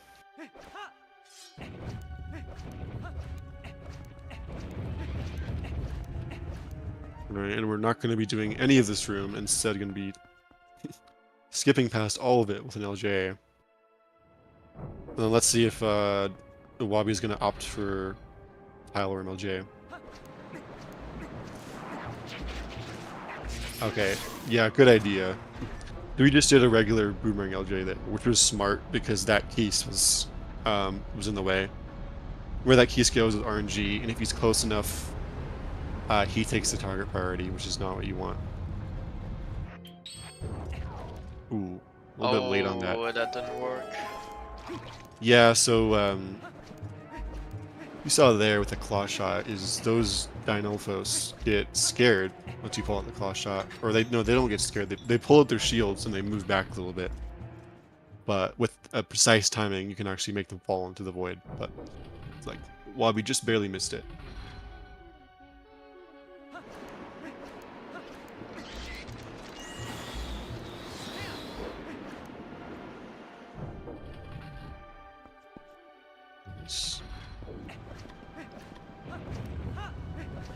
See if you see a Tyler MLJ for Doopsie. No, she's also opting for the LJ. Now we're going to see a trick called Uku Jump on the Wabi screen. Where instead of turning on this fan here with a precise jump with the Uku, we can just do a ledge grab here and skip that whole part. Not the easiest thing to do.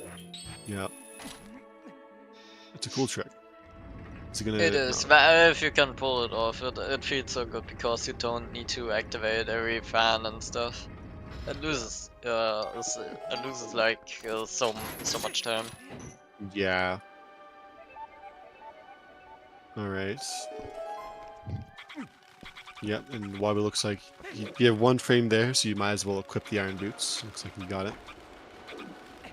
So now coming up here is the Uralthos fight before the double claws, but luckily with a badly placed claw shot medallion, we can do a setup here, and we can just whip into the area where we get the claw without having to fight the Uralthos at all. You used to have to manually aim it, very nice, but thanks to Iwabi, of course, we now have a setup. Yep, he's the one that made that setup. Nice. Did he gold? No, he didn't. Okay. I thought that was. And there are recent times of Twilight Princess. There have been a lot of vertical and horizontal angle setups been developed, and there was also the case for MT Lecaria, Stellar Skip, and well, this Wolf Skip.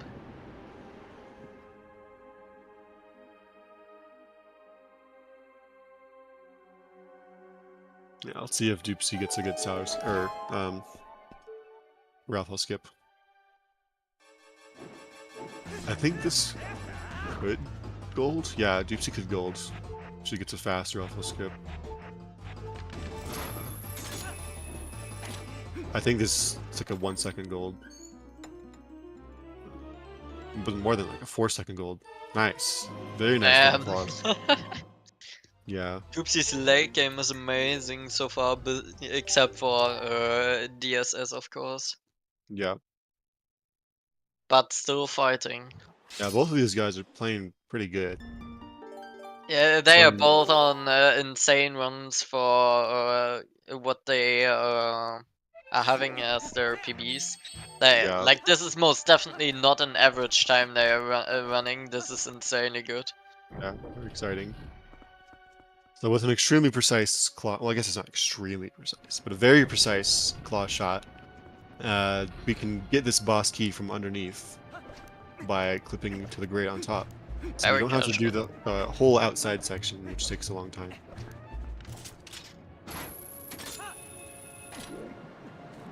Oh, 200 grab, nice. Yeah, so those, when you claw shot into vines, whether you get a one-handed or two-handed grab is RNG.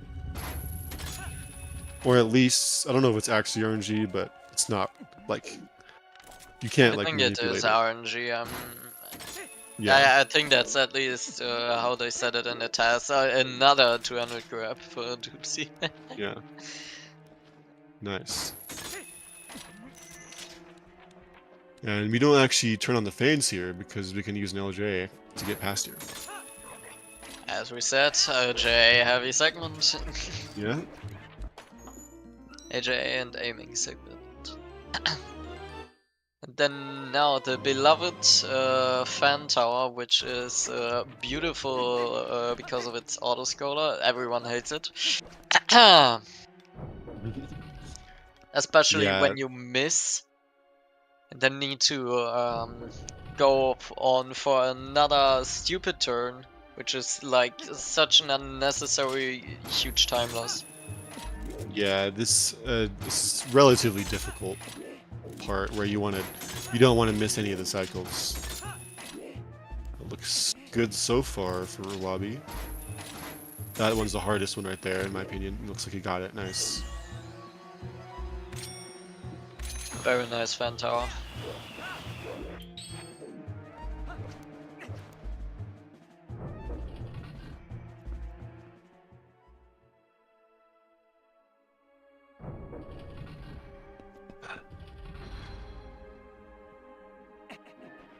Now there's going to be another precise claw shot that Iwabi's going to be going for, where he's going to claw shot all the way to the top of these vines. And yeah, let's see if he gets it.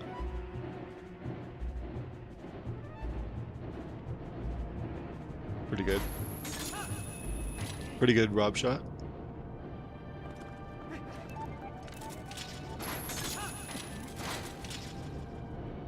Alright, now we have Argrok. So another beloved auto-scroller, but still has parts to it where you can save so much time if you know what you are doing. That is true, yeah. So right here, Iwabi went to the perimeter there so that Argrok would do this attack, which is what he wants. Now we can pull the tail of Argrok. And normally Argrok's going to fly around again, but if we claw shot this tower right away, then we don't have to wait for all that, and we can just pull on Argrok's tail one more time. Looks like you did it well, nice. Nice.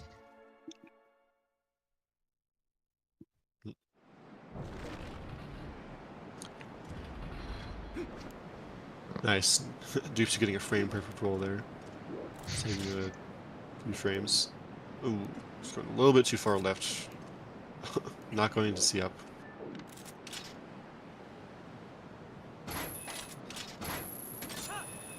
Should be good. A little bit low. I think she was too far in one direction in terms of positioning. That's okay. The climb of shame. Yeah.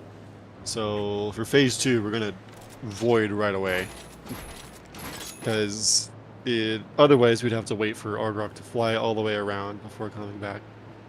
And voiding respawns him. Saves like 4 seconds or so.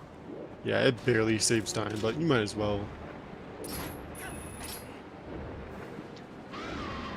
Fun fact, if you grab Argrok's tail on the first possible frame, you get soft locked.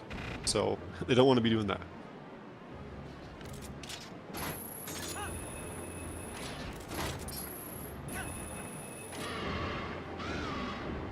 Yeah, and so they're gonna have to wait for Argrok to start breathing flames, and once he does that, if you sink low enough at just the right time, you get what's called a flame cancel, where the game assumes, or Argrok assumes you went, or you fell off. So she stops breathing flames. That's nice since we don't have to wait, just a little bit of a time save in terms of being able to claw shot and back.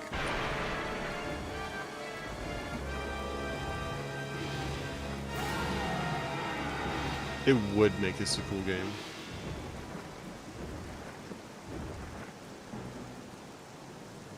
Oh yeah, it would make a cool game indeed.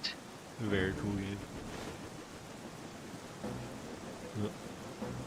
It's like Wabi getting the second flame cancel as well. First 2 cycles are the same, but the second one is, or the third one is a little bit different. In my opinion, a little bit harder. So, although not really like particularly difficult, but it's just easy to mess up if you're not paying attention. So, let's see.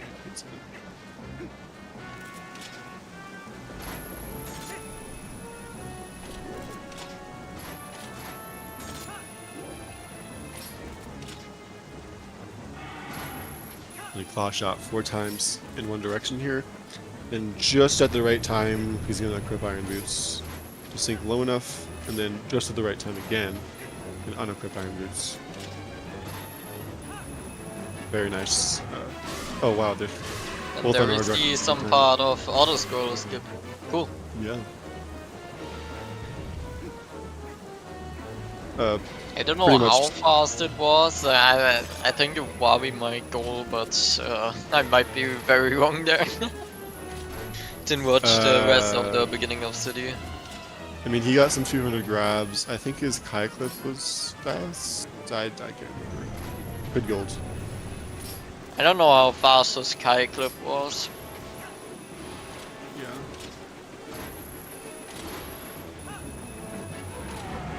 But yeah, pretty much perfect Argrok by Iwabi.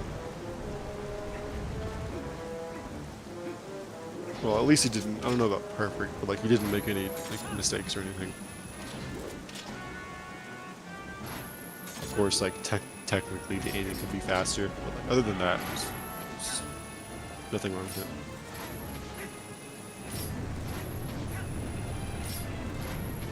Doopsie coming up on the third flame cancel.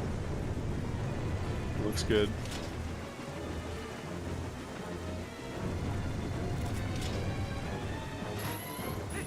Nice.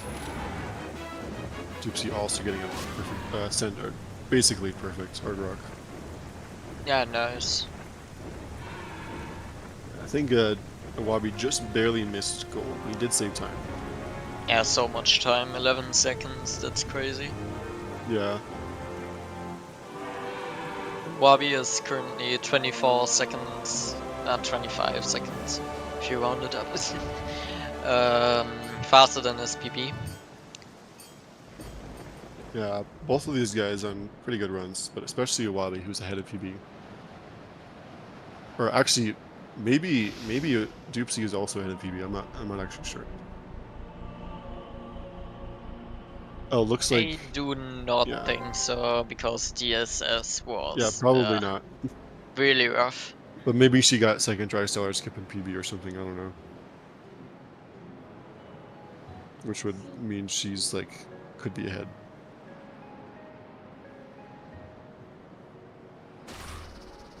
So now we're immediately going to Palace. We never had to raise the mirror because once we have all mirror shards, so it doesn't matter. Or actually, no, we don't have all mirror shards. We only have the last one.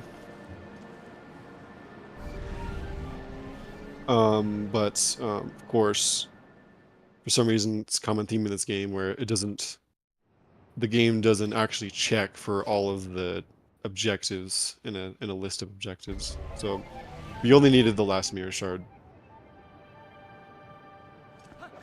which is why we didn't have to beat Temple of Time or Stopic Ruins.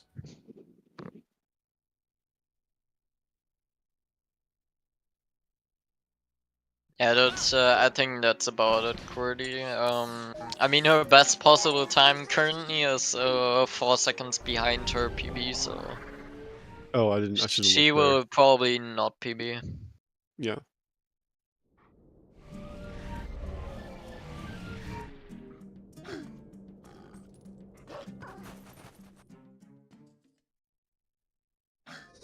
Still a pretty good run in a race. It's just Wabi's on like a really good run for a race. So now we're coming into Palace. Also a pretty difficult segment of the run, especially in terms of health. You got to be careful because it's pretty easy to die here if you're not giving it enough care.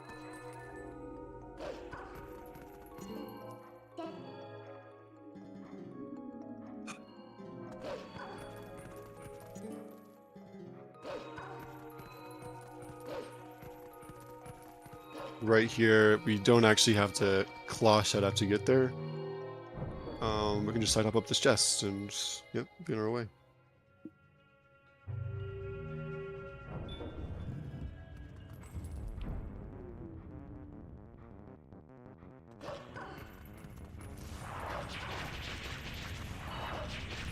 Still only, Wabi could make, ooh. Oh, missed near, that double just missed the double. That was a very cool super jump.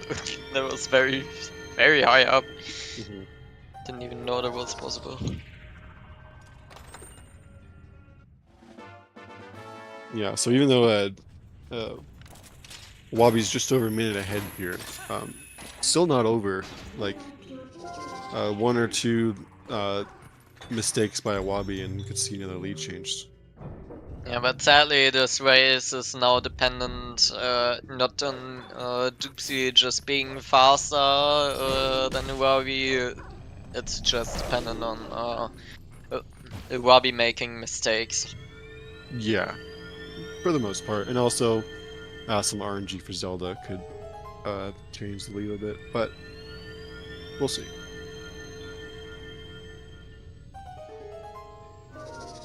And there's also some RNG with that Phantom Zant fight where the location he spawns in is random, so like the middle spawns are better, so you don't have to walk as far. That was, mediocre RNG for a Wabi.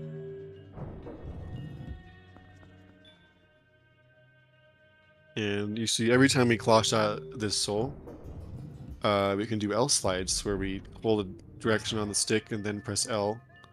And Link does this like little sliding animation. And it's just, you might as well just cover a bit more distance if you can. So, and of course, we can just throw the ball into the socket right at the top of the stairs. So a little bit of a time saver there. L sliding here actually avoids triggering those Twilight vermin to spawn.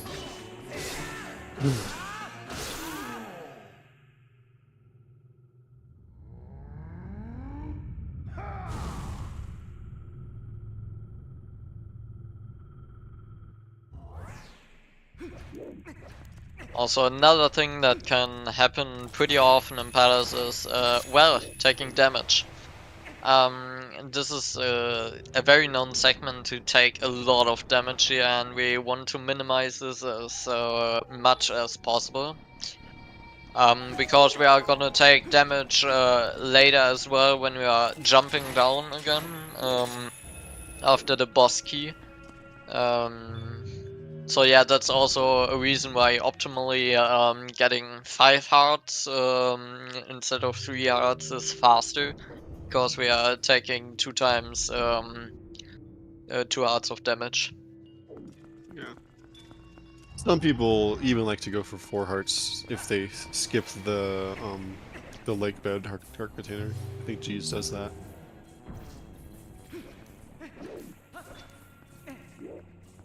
Yeah, now Iwabi in Stupid Room. Hopefully we don't get to see why it's called that. It looks fine so far. Oh my! Okay, good thing Oh you didn't no. jump attack there though. If you jump attack you would have fell. Okay. Okay, that's fine. That is, yeah, that is honestly fine. Could have been much worse. Yeah, that room can go really bad, so honestly not. Like, it wasn't great, but like, it was fine. It's just small time loss there.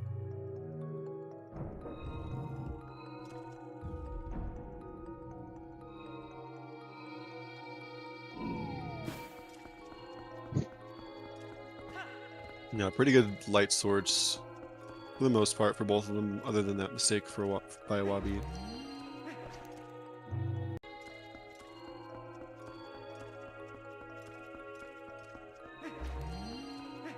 This room is always fun to watch. My god, he's doing it so fast. Yeah. He's being sure he's in a dash when he does that B attack, so he hits the Shadow Beast twice. And also Or claw not shotting Zayat. before the while the cutscene is starting. Very nice. Ah, Doopsie is getting stupid wound. Uh-oh. It's not good. What is the cycle of the platform now? Yeah, it's gonna be weird now. Okay, Doopsie also has to watch her health. Ooh. Ah, just a little bit too slow. That's okay. Hopefully she gets a good RNG. Oh, never mind, she's synchronized.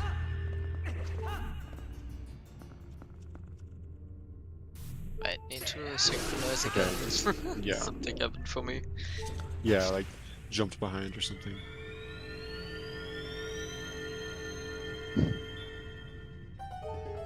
Yeah, not unfortunately a little bit of a stupid room, but not too bad though. Jumped back again for me. Damn.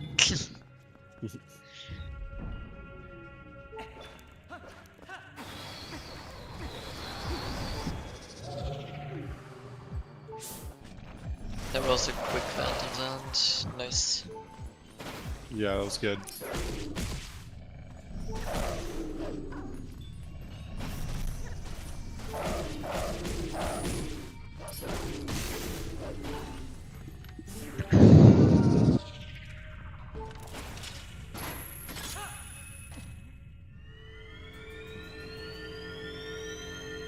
So yeah, so I think Wabi's probably just around 2 minutes ahead now. Yeah, about 2 minutes. Yeah, well, I guess we'll see for sure once we get Light Sword.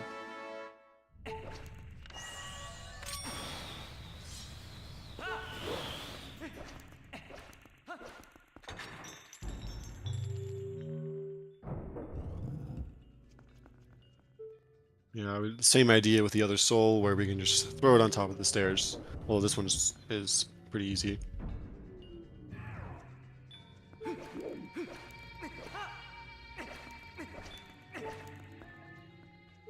So with all the other slides, we also did on the left side. We are essentially despawning enemies. So for some reason they don't spawn if you L slide there. Actually, I don't think that one spawns those enemies. I think it's just the first one. Oh, it's just left one. Yeah, I don't know. I've just always Yeah, I been think it's doing it just with it's just the easy left wing. side. But I mean, yeah, it's faster anyways. So Yeah. But just so you don't take as much damage, I guess. yeah.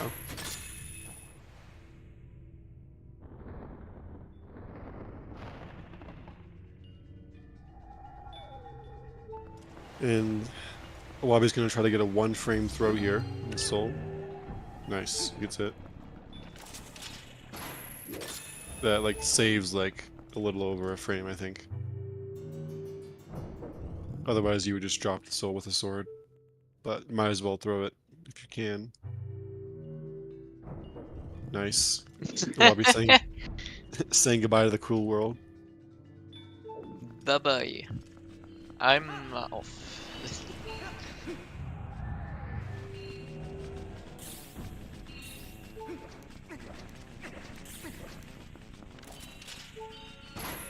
1130 light sword by Wabi. Not too bad.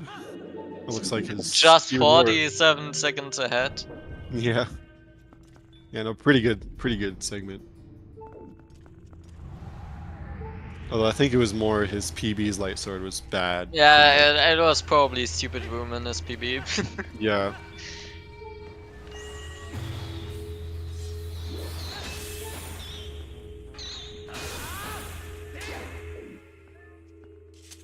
See Doopsie ending those keys. Alright, now we're in a double soul room. There's actually a super jump here you can do off these keys, but no one goes for that, so you probably won't be seeing that. Well, no one goes for it, like, trying to be fast. Some people do it for fun. Even though it could save time if you did it really fast. You got good RNG. So we have to wait for this platform anyways, so we might as well just do an LJ to get up here just a little bit quicker. Ooh. Wabi tried to get a running slash there, but fortunately messed that up.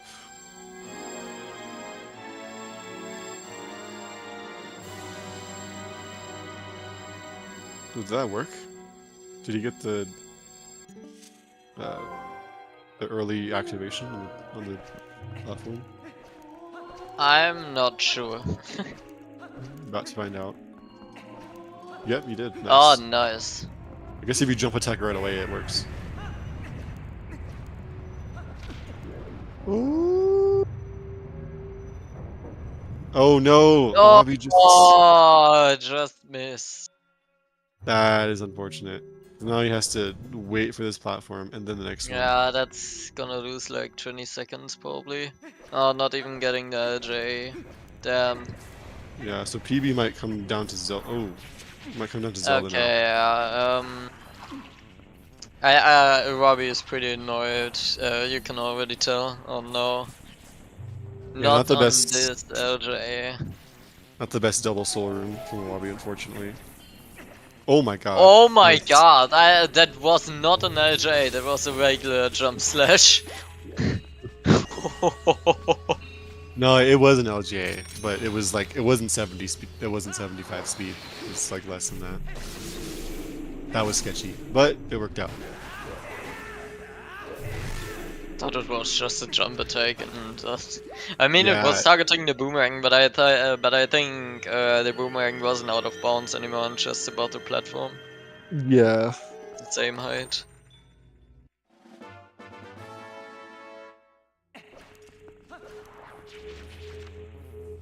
So yeah, Doopsie saving a little bit of time on a Wabi there. So after Light Sword, they're about under, yeah, just still a minute and a half, I think. But now it's closer to a minute, I believe. Yes, So it's still very close. Doopsie nailing that LJ. Everything can happen. Yeah.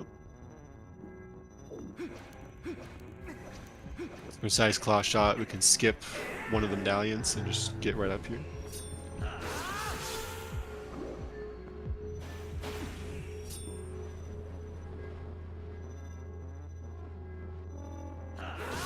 And Iwabi intentionally, and Doopsie too, intentionally killed this Xant head over here first, because that's what spawns the next set of Xant heads. And that's useful, because once we drop down from getting the boss key, we can immediately kill those Xant heads. And they have to be very careful not to void too fast after killing that first Xant head. Looks like Doopsie just fine about it. If you void too fast, I've unfortunately made that mistake before. You have to go all the way back. It's like a minute time loss. I did not know about that, actually. That's Yeah, you nice have to know. to- Will probably save me at someday. Yeah. And then I will No. remember, oh, that's... Oh. I should have seen that coming. Oh yeah, if you get too close to the mist there, even on the other side of the wall, you can get transformed. That's gonna make early platform harder. Yeah, this is gonna be a little bit harder, although it should be fine if he plays it okay. Okay. So, Oh, Miss then LJ. get the Okay, this is gonna second be one. it's gonna be hard to make this cycle now. But essentially, the platform at the very top is on a cycle, and if we go fast enough, then we'll make the cycle. But it's easy to miss it, and then you lose a bunch of time from the having to wait for the platform to come all the way back. Holy shit! That was fast clawing. Yes, dude. No, he's good. Okay, Oh nice. my god. Yeah, okay, that was actually extremely fast. Yeah, the rest of the early platform movement was really fast by Lobby.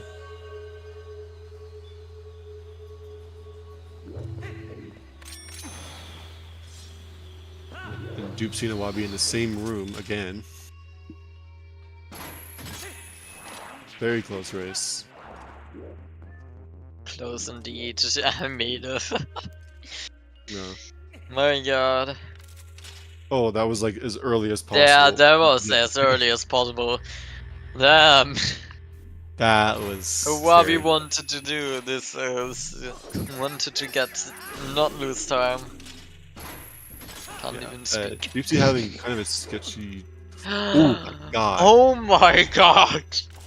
Okay. Yeah, fine. That was so scary. Falling down this whole tower loses so many seconds. It loses so much time, and it's such an easy mistake to make. It just barely didn't happen. So.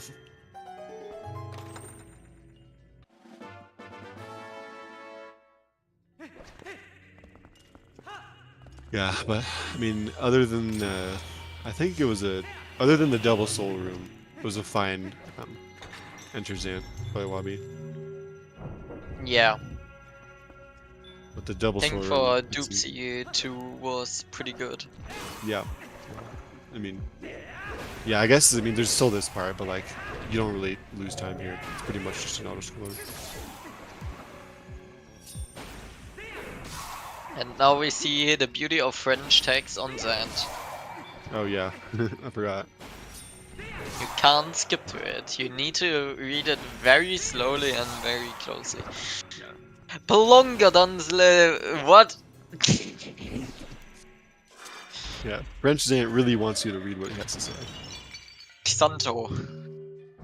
Yeah, so Doopsie's gonna save like I don't know, 12 seconds or something. I don't know how long that takes. It's gonna I save a think little bit of 5. time on the text. Yeah, it saves 5. They're Yeah. not saving too much time on that text. That would be insane. Yeah, so like anything could happen here. This is a good race. And we See can how press A Xant there. goes. Yeah, Xant is hard, especially the Dengaro cycle if you don't know what to do, but I think Iwabi knows pretty good.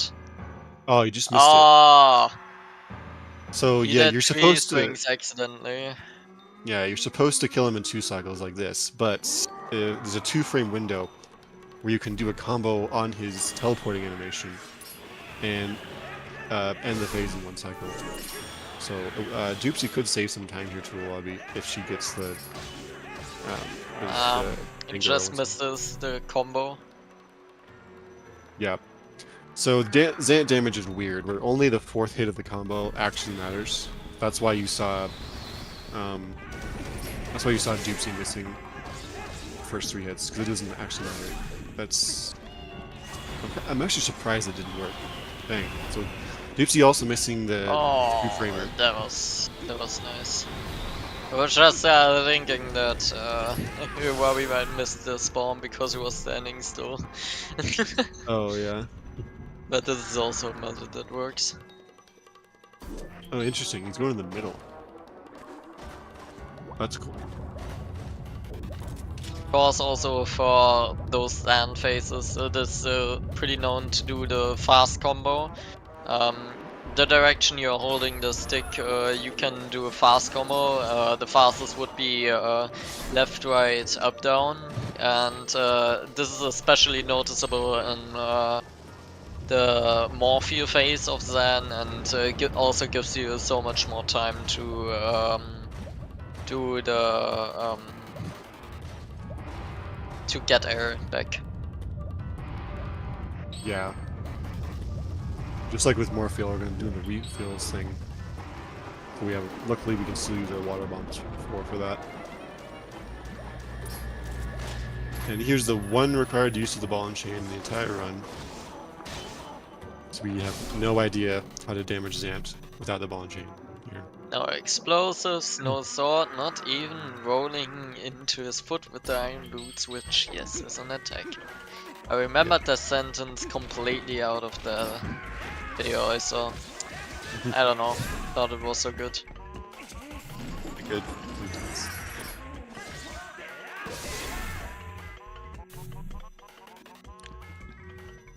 Their Zants are synced. They are one phase apart. They're exactly one phase apart. Nice. So like, yeah. So Doopsie is under a minute behind. Yeah, definitely. Yeah. Bringing it back completely. I think it's somewhere around 40 seconds. Or, yeah, about 45 seconds, I think. Very nice Zant by Wabi. You have to do very particular attacks at the end there. Yeah. Again, only the last hit of the combo really matters. Yeah, I wonder Especially if noticeable here. Doopsie's gonna go for this strat where you don't spin the Beyblade and you just go around him and then do a 4-hit combo. She is. Oh yeah. Cool. Nice. That was really fast. I didn't know that was faster, but cool. I guess I know that now. Yeah, it's a little time saver. It's probably saving like 1 second. Yeah.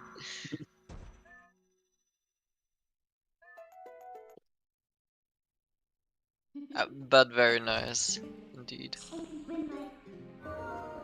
Yeah, pretty good Zants by the both of them.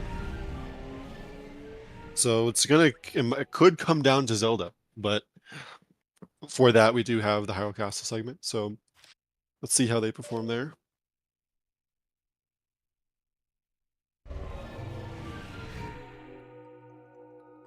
Hope no one misses Mayman skip.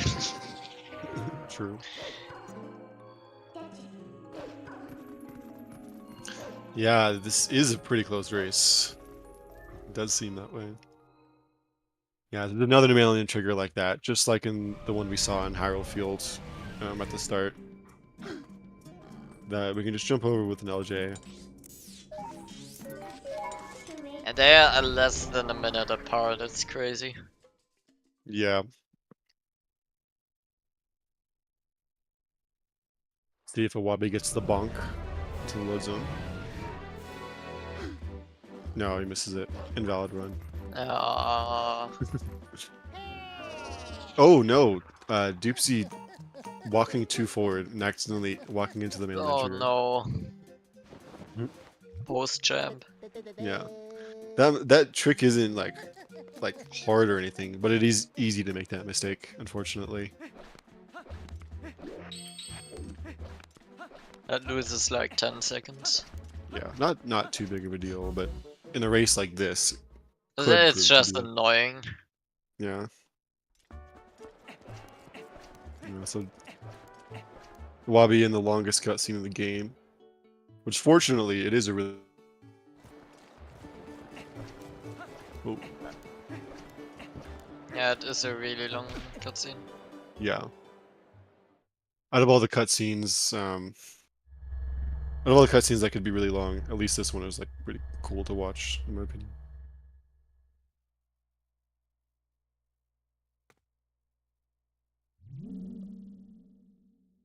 Yep, it happens sometimes. It happens. I also hope you were closer than a PB. Would you say? I also hope that Oh Huawei yeah, will PB. hopefully, yeah. Doopsie got 7 seconds of gold. It's nice. Augers.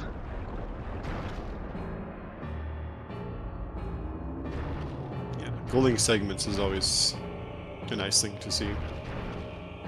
It's a way to see that you're improving.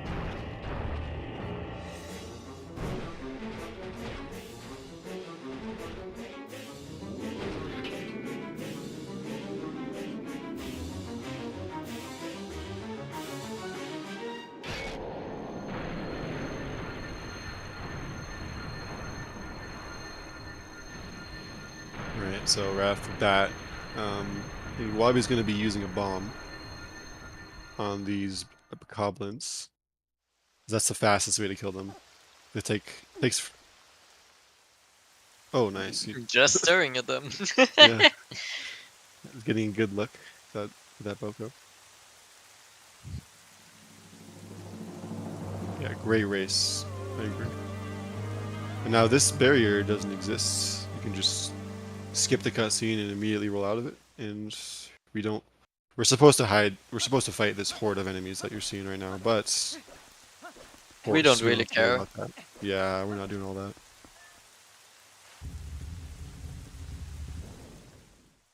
I mean, I would say that barriers don't really exist in Twilight Princess, but we know that isn't true. Yep, there's one barrier that definitely exists, unfortunately. Sadly. Oh, why are we going for the one cycle? Oh. Unfortunately. Oh, no. Okay. Very scary. Oh no. That was sketchy. Okay. If he had one Yeah, less heart before that fight, he would have died there, and that would have been bad.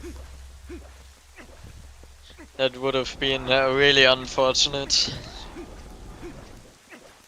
Yeah, unfortunately, Wabi didn't get all the quick spins there. But it does happen.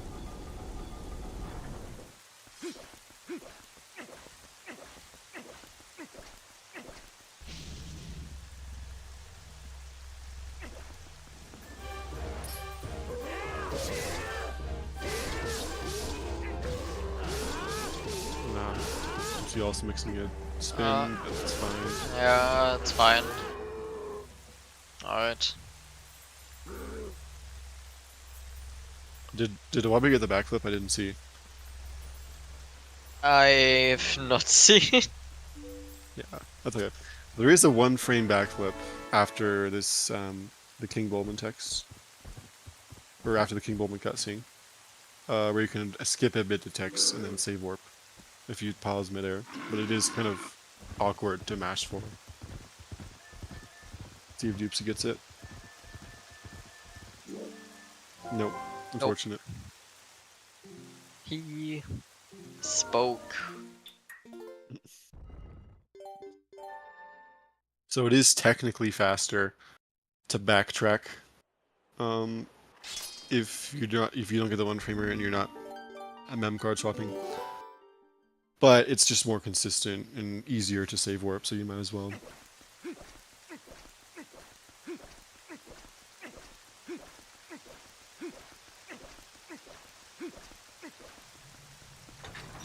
I heard from Nimzo, it's Nimzo did a timing, and he said it's technically like a little bit faster to backtrack. But not really worth, like you would need to do so many frame perfect rolls and No. taking good likes, I think. Nines, No, I he think. was talking about it, and he was like, yeah, no, I purposefully didn't do perfect movement, and only went for realistic movement when he did the timing. So it's, yeah, I remember him saying, he was like, yeah, for most runners it would save time. But yeah, it's not a big deal. It's like almost exactly the same speed.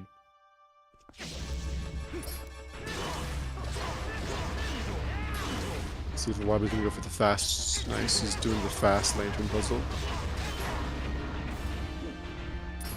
Good, nice. So that one's kind of tight, but it's not too bad if you don't mess up your movements. Very nice. Dark Knight Fate from Doopsie. You know? Another example of this, some small time savers we have using the ball and chain.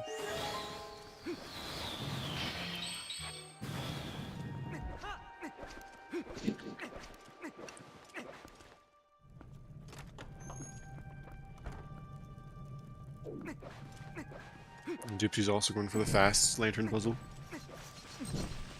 That was interesting. She walked before rolling there, so this might not work. Okay. Oh, nice. Okay. That's good. Yeah, Wabi using the ball and chain to one cycle the Seralthos. Looks like it. Oh, that paid was off. actually fast. Yeah. He threw the ball and chain onto the wall basically to pull it back faster. Oh yeah. That was cool.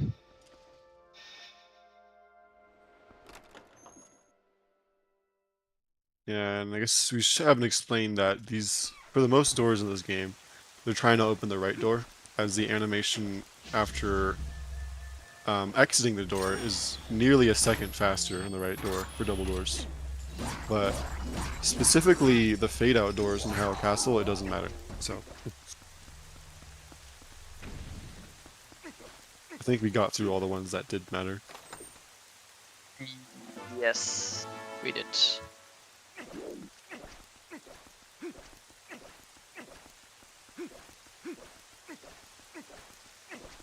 I mean, they are also like the same doors as Snow Peak Ruins, probably, right? No, I don't. I think even the fade out doors, Snow Peak Ruins, they do matter. Huh. Okay, I didn't know that. I'm not positive. I'm pretty sure though. While be meeting our friends we met along the way that we didn't actually meet. Okay, this cutscene is 30 seconds long, or something. That So is, so they were both About- in that cutscene. Yeah. So this could easily come down to Zelda. Oh, Wabi accidentally split for that. So funny. Splitting on the big key. Yeah, I've done that before. One that I always did is getting the Fair Vessel. When I'd run Wii, I would always split there, even though I don't split there for some reason. It's probably because the other vessels I do, and I just automatically do it. But yeah, you're supposed to cross. You're supposed to turn on your senses as Wolf here and follow the correct path to avoid the falling blocks. But if you're fast enough, you can just roll over all of them.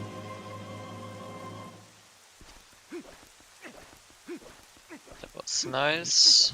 See if Wabi gets fast aim here. Looked good.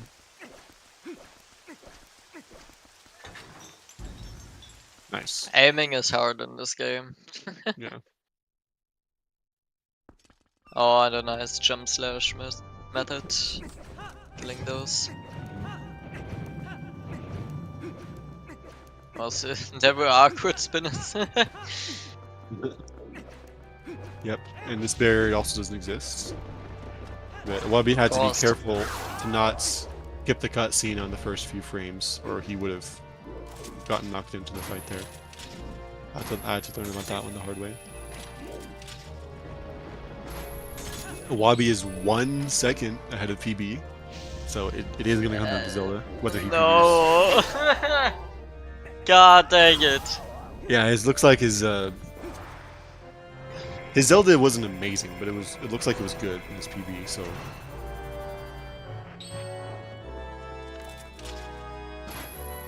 Rage Zelda. Rage Zelda. Yeah, Zelda's RNG. You can only attack her when she does lightning balls, and you have to hit her 3 times with her lightning ball, or light ball. A good start. And the minimum cycles she can do is 7. So the first one was a lightning ball. The second one has a 0% chance of doing it, and then the one after that has a 50% chance. That's also RNG how fast she attacks, or how fast she takes between attacks, and the type of attack she does that isn't lightning ball. So it's either the light triangle or the sword attack. The sword one's a little bit faster. Yeah, we Okay, love he's to have on- the sword attack. This could be a 7, so that's the. So he got the second lightning ball. So Doopsie already not getting 7 cycle. oh The no. first one was a Dorito. Oh no.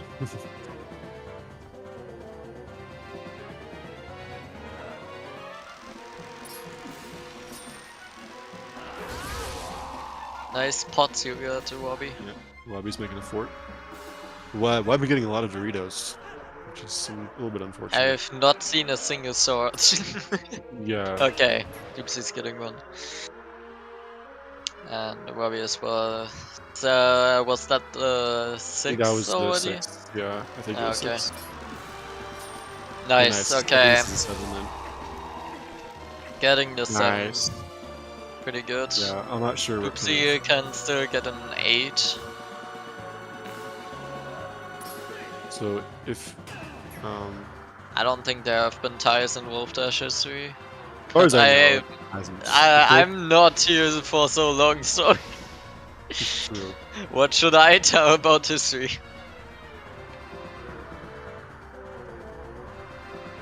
So if Wabi doesn't mess up here, he should have it in the bag, but that is a tall order, so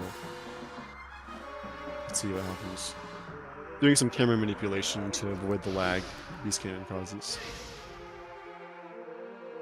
Or, I mean, not really manipulation, Doopsie just getting a lot of Doritos, sadly. I think that's currently 9 cycle then.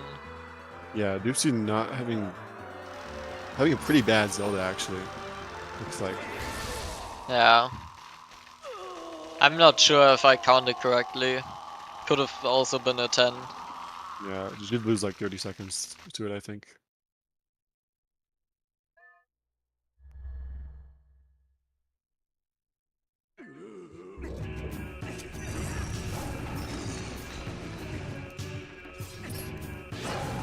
For Beast Cannon, we're going to try to do a very specific set of attacks in order to deal the maximum amount of damage. And not only is that useful, because we need to deal a lot of damage, but also that lines it up so that the last, for the last part, we can just do a single beam attack. And also the portals that spawn, there's only one of them that spawns if we do the damage like this. See if Wabi holds it together for horseback. Looks like he got a good RNG. Like that one's a bit easier than the. Oh no. Okay, that's bad. I think that might have killed PB. Oh no. Oh god, Oh. those spin attacks. Yeah, it's dead now. That's unfortunate. I don't know how good his Ganon was on his PB. But, It's like it was 1 second off gold, so like, oh no. probably just barely misses PB, unfortunately. Okay. That is really annoying. Yeah, Wabi doesn't if he holds down the final battle, then he should win the race. But unfortunately, I don't think PB is possible. I guess if you can't see it, his PB is a 252.43. Doopsie getting a nice horseback. Never fucking mind. I didn't say anything. Commentator's curse. My god. Right in the end as well.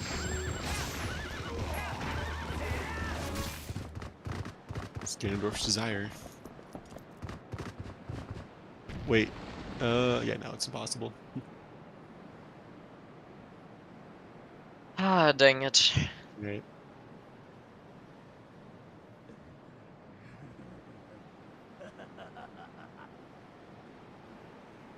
.252, 53 on the timer. Very nice time by That Iwabi. is so amazing, yeah. GG to you, Iwabi.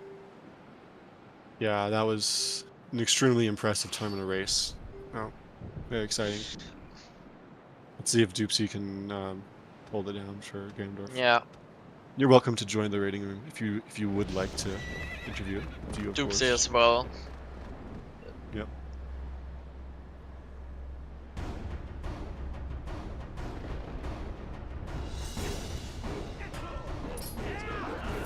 Oh no, Doopsie unfortunately went all the way around him. Or I think that was early actually.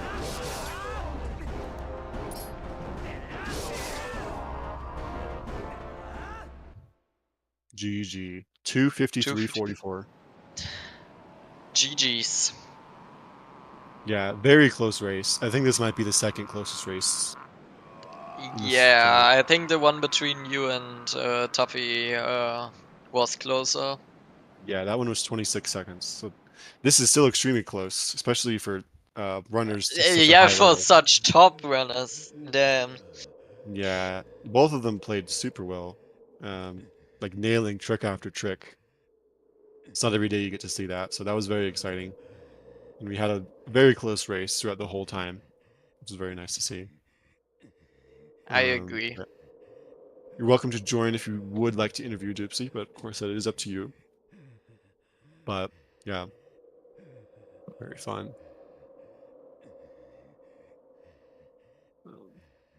Yeah, a little bit unfortunate that Wabi didn't PB there, but it happens. Yep. Mm. Mm-mm-mm. Yeah, so now looks like Wabi closed out a win on Doopsie. That was the round 3 of the winners bracket. So now the final round of the main or of the winners bracket is against Nimzo. So now Awabi is That going to go on to play will Nimzo. be damn crazy. That'll be a good one. And then, of course, after that is the grand final, but that's after the losers bracket. So yeah, Awabi is going to play Nimzo. Doopsie looks like Either G, Sime, Anno, or Dean machine. yeah, yeah. So there's 4 possible, or one of 4 people that Doopsie could play. So yeah, that'll be an exciting one. And yeah, that was a really cool race. Indeed. I I mean, I was expecting already in the PBs and how those runners are already doing in the runs that this race is gonna be extremely close. But Yeah, yeah, it turned out much closer than I thought at the end. So yeah. I knew it was gonna be close, but like, we definitely had a good time commentating this. oh This yeah, was an very awesome fun. race. Oh yeah, for sure. And yeah, I knew it was gonna be close, but I didn't expect it to be this close. So that was pretty fun. And yeah, it's like I said, these both of these runners are very exciting to watch. They're both extremely skilled. Um, so yeah, I doesn't look like Wabi or Doopsie are gonna be doing an interview. So yeah. Yeah. Anything else? Anything else you want to say, Spicy? Or No. okay, no. Well, in that case, I think it's upon me to bring this home. First of all, congratulations to Iwabi for moving on to the winner bracket finals. Commiserations for Doopsie for not quite making that cut.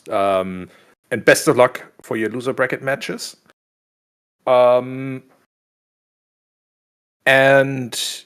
I think thank you all, dear viewers, for watching, and thank you, Iwabi Doopsie, for putting on a heck of a show for us. This was an amazing race to watch, and thank you to Bidemja and Spicy Juice for insightful commentary today. Thank you for the restream as well. Appreciate it. Absolutely. Thank you, Tobias. My pleasure, our pleasure. And with that, I think I should send you over to someone else playing Twilight Princess. And that'll be, what a surprise, Gymnast.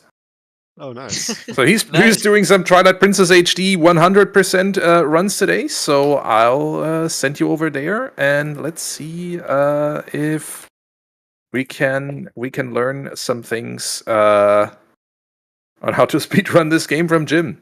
Anyway, well, at least I can definitely learn some of these some things.